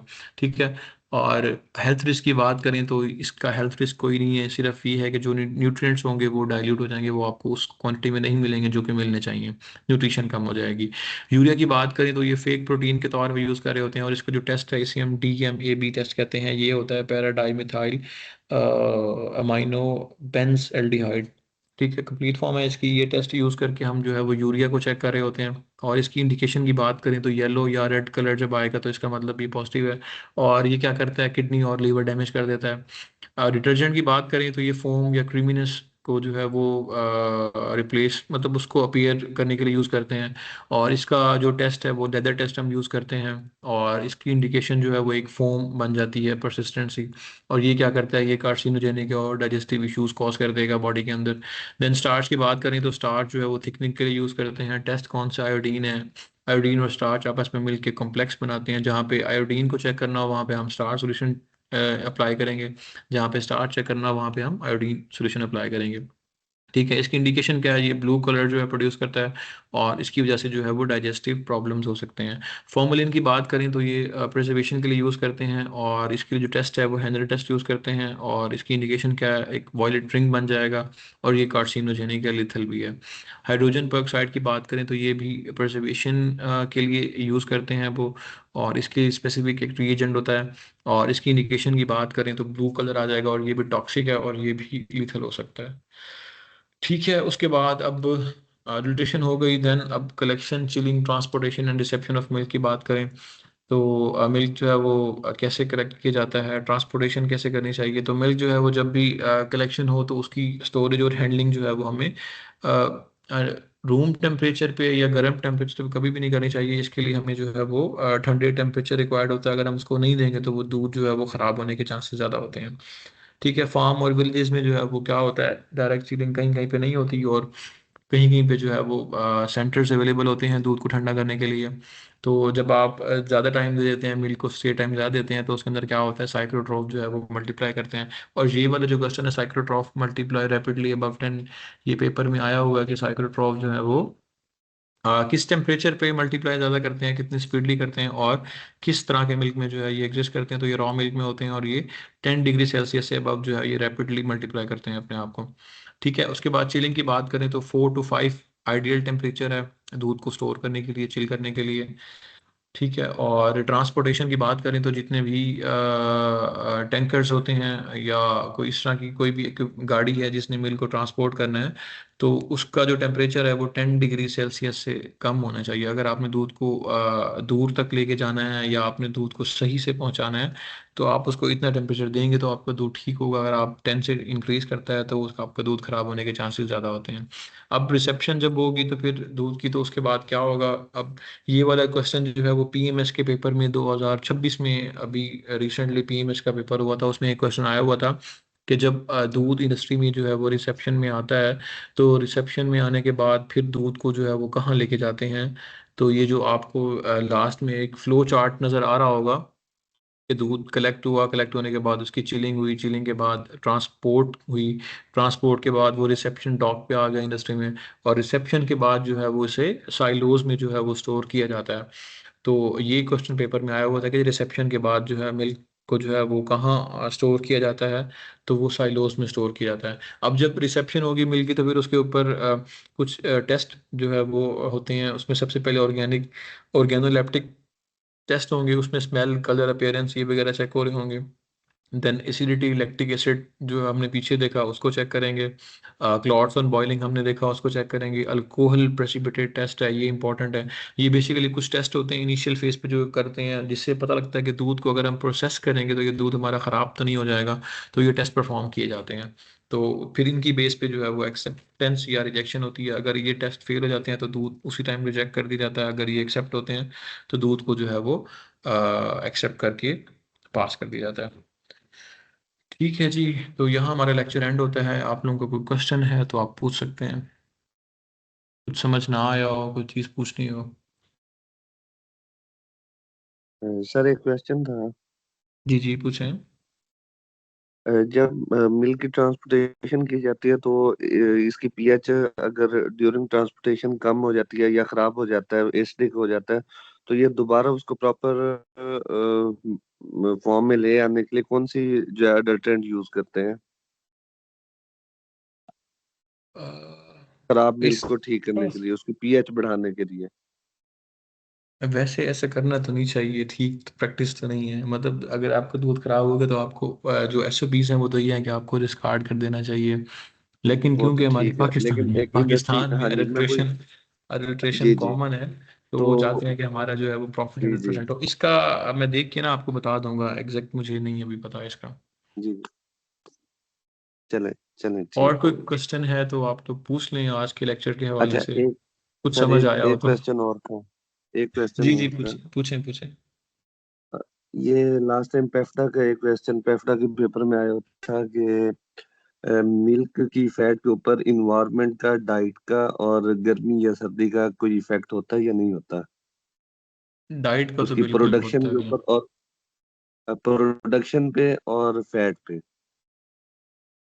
डाइट का तो होता है, डाइट तो डायरेक्टली रिलेट करती है ना। अगर आपकी डाइट ठीक है, अच्छी है, तो आपकी फैट डाइट, ज़्यादा होती है। इन्वायरमेंट, अगर जैसे आपकी जैसे अब ये सर्दियों का, जी जी, सर्दियों का मौसम है, तो उसमें मिल्क जो है वो ज्यादा हो जाता है क्या, फैट कम हो जाती है? इस तरीके से दो तीन ऑप्शन थे उसके, वो उसमें तो ना ये उसका होता कोई है कि है देखें, आइडिया? आप जब जानवर को जब भी वो चारा डाल रहे होते हैं ना, तो आपकी जो वो चारा होता है वो ज़मीन से आपने ग्रो करना होता है, वहां से लेके आना होता है। तो मौसम के हिसाब से फिर हमारी जो फसलें हैं ना वो चेंज होती हैं। सर्दियों की फसल और होगी, गर्मियों की वो तो और होगी। इसी, तो जब जब आप वो तो वो चेंज बरसीन, करेंगे ना, हाँ जी हाँ जी, तो जब आप उसको चेंज करेंगे ना तो उस वो फिर डायरेक्टली रिलेट करेगी आपकी फैट परसेंटेज के साथ, तो आपकी फैट उसी के साथ लिंक कर रही होती है। मतलब कि फैट का और इन्वायरमेंट का इनवर्स रिलेशन है। हाँ जी, डाइट के साथ डायरेक्टली प्रोपोर्शन है और उसके साथ इनवर्स कह सकते हैं। और इन इन हाँ, इस किस्म का क्वेश्चन आया था, उसके कोई कंसेप्ट सही हमारा उस टाइम भी क्लियर नहीं हुआ, तो इसलिए जो है मैंने कहा डिस्कस कोई कर कोई लूँ इशू नहीं, आपसे। कोई इशू नहीं, कोई इशू नहीं। जी, और किसी ने कुछ पूछना है? सर एक क्वेश्चन है। जी जी पूछें। सर ये हम घर में कैसे चेक कर सकते हैं कि हमारे मिल्क में ना अडल्ट्रेशन है या नहीं? आप फ्रीजिंग पॉइंट के थ्रू अभी आपको बताया था। आप एक पानी को फ्रीज करें, ठीक है, और आप जो अच्छा दूध आपको पता हो, आपने अपने सामने जिसका मिल्किंग कराई हो, आप उसको फ्रीज करें, उसका टाइम नोट करें। अगर उसमें जो है वो आपका टाइम लेता है, दूध सही टाइम ले रहा है वो पानी के मुकाबले में, तो फिर इसका मतलब आपका दूध ठीक है, वो सही से फ्रीज हो रहा है, क्योंकि उसमें कंसंट्रेशन सोल्यूट्स की ठीक होगी। अगर वो सोल्यूट उसके अंदर नहीं होंगे, लैक्टोज हो गया, मिनरल्स हो गया, बाकी चीज़ें नहीं होंगी, तो फिर उसकी फ्रीजिंग जो है वो चेंज हो रही होती है। तो आप इसके थ्रू चेक कर सकते हैं। वैसे पीएफए जो है वो ऑफर करता है, आप free of cost milk check करवा सकते हैं कहीं से भी जाके, पीएफए की फैसिलिटीज है। सर फ्रीजिंग ओके जो ठीक है है। मिल्क की वो कंपेयर टू वाटर के ज्यादा टाइम लेगी? हाँ जी, वाटर जल्दी फ्रीज होगा, मिल्क जो है वो थोड़ा लेट फ्रीज होगा। नहीं, अगर मिल्क लेट फ्रीज होगा तो वो चीज एडल्ट्रेशन को बता रही होगी। हाँ जी, अब वो वाटर अडल्ट्रेशन को बेसिकली फ्रीजिंग जो है वो सिर्फ वाटर अडल्ट्रेशन बताएगी ना हमें। अगर उसमें पानी हो, एक पानी को हम फ्रीज करते हैं वो 10 मिनट ले रहा है, तो दूध जब हम फ्रीज करेंगे तो वो 15 मिनट लेगा। ठीक है, अगर आपका जो दूध है और पानी है वो सेम टाइम ले रहे हैं, तो इसका मतलब दूध में पानी ज़्यादा है, इसलिए वो सेम टाइम पे फ्रीज हो रहा है। ओके। अस्सलाम वालेकुम सर। सर घर के लेवल वालेकुम पे सलाम। हेलो। सर मेरा जी एक जी, एक एक क्वेश्चन करके ये है पूछिएगा। कि सर आपने कहा है कि पीएफए को रिकमेंड करती है लोगों को कि मिल्क मैन को कि अपना दूध -10 डिग्री सेल्सियस से नीचे पे ट्रांसपोर्ट करे। तो हम देखते हैं कि जो मिल्क मैन होते हैं वो तो अपना दूध 35 डिग्री पे भी ट्रांसपोर्ट कर रहे होते हैं और 30 पे भी। तो इसमें पीपीएफआर हमारा क्या कहता है कि उस दूध को ज़ाया कर देना चाहिए या उसको एज नॉर्मल मिल्क ट्रीट करना चाहिए? अ, हम तो नॉर्मल उसे ट्रीट कर देते थे, लेकिन इसकी जो रिकमेंडेड प्रैक्टिस है वो क्या है आपकी नज़र में? देखिए, इसमें 2 चीज़ें हैं। एक तो ये है कि अगर उसने कोई आइस एडिशन की है तो उसकी क्वालिटी इफ़ेक्ट होगी, और अगर क्वालिटी इफ़ेक्ट होती है, उसकी फैट परसेंटेज डेविएट करती है नॉर्मल रीडिंग से, तो फिर वो डिस्कार्ड कर देना चाहिए, वो तो नहीं यूज़ कर सकते। अगर वो उस टेम्परेचर पे 35 टेम्परेचर पे दूध की क्वालिटी ठीक है, आपको लगता है कि आपकी फैट पूरी है, एसएनएफ पूरी है और दूध खराब नहीं हुआ, स्पॉइल नहीं हुआ, तो वो दूध ठीक है। मेरा नहीं ख्याल कि उसे आपको डिस्कार्ड करना चाहिए। बेटर प्रैक्टिस ये है कि वो उसको जो है वो उस टेम्परेचर पे लेके आए, ट्रांसपोर्ट करे। अगर वो नहीं भी करता और दूध ठीक है, तो मेरा नहीं ख्याल कि इसमें आप उस पर एक्शन ले सकते हैं। दूध की क्वालिटी मैटर करती है। बाकी ट्रांसपोर्टेशन जाहिर सी बात है, रिक्वायर्ड कंडीशंस हैं वो पूरी करनी चाहिए, लेकिन क्योंकि रिसोर्सेज नहीं है लोगों के पास, वो नहीं कर सकते, तो इसमें थोड़ी सी लेवरेज होती है। तो सर इसका कोई पीपीएफआर के अंदर कोई स्टैंडर्ड है कि उसको लाजमी करना चाहिए वो कोई जो रेफ्रिजरेशन वो टेम्परेचर? -10 डिग्री जो है ना, वो प्रॉपर जो ये मिल्क के टैंकर्स जा रहे होते हैं ना, हाँ, इनके लिए होता है कि इनको मेंटेन करना लाजमी होता है। अब जिस तरह आपने देखा होगा कि वो काफ़ी सारे टैंकर्स गैस लेके जा रहे होते हैं, तो वो भी तो मूव कर रहे होते हैं। वो तो अगर कोई गैस का बहुत ज़्यादा फटता है या टैंकर फटता है, तो उसका कितना नुकसान है। तो इसी तरह इनके भी एसओपीज हैं। उसके टेम्परेचर को मेंटेन करने के लिए उनको कोल्ड चेन या इस तरह की कोई चीज़ रखनी चाहिए, कि ताकि उनका जो है वो प्रॉपर वो उसको ट्रांसपोर्ट कर सकें। जिस तरह मीट को हम ट्रांसपोर्ट करते हैं तो कोल्ड चेन फैसिलिटी में ट्रांसपोर्ट करते हैं, आइसक्रीम वगैरह करते हैं तो वो कोल्ड चेन फैसिलिटी में करते हैं। तो इसी तरह इनके लिए भी जो एसओपीज हैं वो टैंकर्स के लिए हैं। जो बाइकर्स हैं या मिल्क मैन है, छोटे कलेक्टर, उनके लिए नहीं है। उनको पॉसिबल भी नहीं है ना, वो कैसे कर सकते हैं। सही, thank you sir, thank sir मैंने एक प्रैक्टिस देखी है हाउस होल्ड लेवल पे ना, अक्सर ये जी। होता है कि जब मिल्क खराब होने वाला होता है उसकी एसिडिटी जो है वो इंक्रीज हो रही होती है, वो डिक्रीज हो रही होती है। तो क्या करती हैं कि बेकिंग सोडा जो होता है सर वो थोड़ा माइन्यूट अमाउंट में ऐड करते हैं, जिसकी वजह से वो फटने से बच जाता है। सर क्या ये सही प्रैक्टिस है? और इस तरह अगर घर के लेवल पे ये चीज यूज की जाए तो उसे खराब होने से दूध को बचाया जा सकता है, या अपर लेवल पे भी, कमर्शियल लेवल पे? देखिए, बेटर प्रैक्टिस तो ये है कि आप दूध जैसे आपको रिसीव, आप उसको बॉईल कर लें। बॉईल करने के बाद उसकी शेल्फ लाइफ जो है वो आपके दूध की चेंज हो जाती है। बेटर प्रैक्टिस तो ये आप कुछ भी उसमें ऐड ना करें, क्योंकि जब आप कोई भी चीज़ ऐड करते हैं ना खुद से, तो उसकी न्यूट्रिशनल क्वालिटी तो इफेक्ट होती होती है। उसका फिर सर्टेन इफेक्ट भी हो सकता है आपकी हेल्थ के ऊपर। तो ये रिकमेंडेड प्रैक्टिस नहीं है, लेकिन ये है कि अगर करता है तो वो अपने विल पे करता है। बेटर प्रैक्टिस ये है कि आप हीट ट्रीटमेंट दें उसे, और आप उसको हीट ट्रीटमेंट के थ्रू अपने मिल्क को जो है वो प्रिजर्व कर लें, वो बेस्ट है।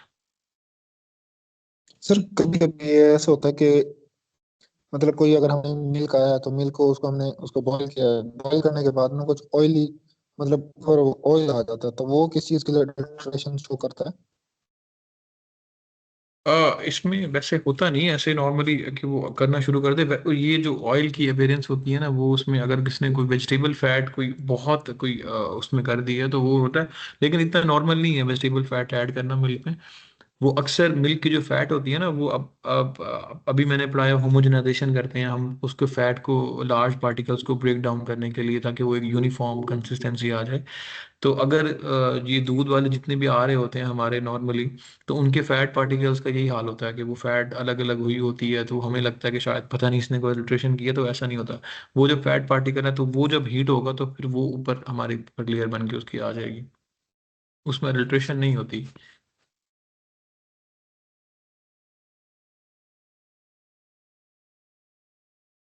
सर जी जी। सर क्या रॉ मिल्क में विटामिन सी प्रेजेंट होता है? नहीं, मिल्क में विटामिन सी नहीं होता। सर मैंने पढ़ा था कि रॉ मिल्क में होता है और वो हीट सेंसिटिव होता है और बाद में वो डीनेचर हो जाता है। नहीं नहीं, विटामिन सी नहीं होता। विटामिन डी और कुछ और हैं जो हीट सेंसिटिव होते हैं, वो हो जाते हैं, लेकिन विटामिन सी नहीं होता। Okay, thank you. ठीक है जी, फिर आज की क्लास को कंक्लूड करते हैं। मज़ीद आप लोगों को क्वेश्चन होगा तो आप लोग जो है वो डिस्कशन ग्रुप हम क्रिएट कर देंगे, उसमें पूछ सकते हैं, नहीं तो आप लोग पर्सनल पूछ सकते हैं। तो मेरे ख्याल में आज काफ़ी सारी चीज़ें आप लोगों को क्लियर हो गई हैं, और मेरी वैसे रिकमेंडेशन ये होगी कि आप लोग साथ साथ जो है वो इसको रिवाइज करते जाएं, साथ साथ पढ़ते जाएंगे, तो आपको एंड पे बर्डन फील नहीं होगा। अगर आप अभी नहीं पढ़ेंगे और ये सोचेंगे कि क्लास तो ले ली है, हम इसको एंड पे देखेंगे, तो फिर एंड पे चीज़ें आपके पास ना बहुत सारी इकट्ठी हो जाएंगी, तो फिर वो चीज़ें कंफ्यूज करना स्टार्ट कर देती हैं। जब लेक्चर एंड हो, अभी तो नहीं पॉसिबल होगा रिवाइज करना, लेकिन आप कल दिन में जब टाइम मिले तो इसको रिवाइज ज़रूर कीजिएगा, और इसको जो चीज़ें बताई हैं वो सारी इंपॉर्टेंट चीज़ें वो याद कर लीजिएगा, तो फिर आपको एंड पे मसला नहीं होगा। साथ साथ पढ़ने की ना प्रैक्टिस बना लें अपनी, ठीक है। तो आज की क्लास को फिर हम कंक्लूड करते हैं। इंशाल्लाह नेक्स्ट क्लास में मुलाकात होगी। अपना ख्याल रखें, दुआ में याद रखिएगा। अल्लाह हाफिज़।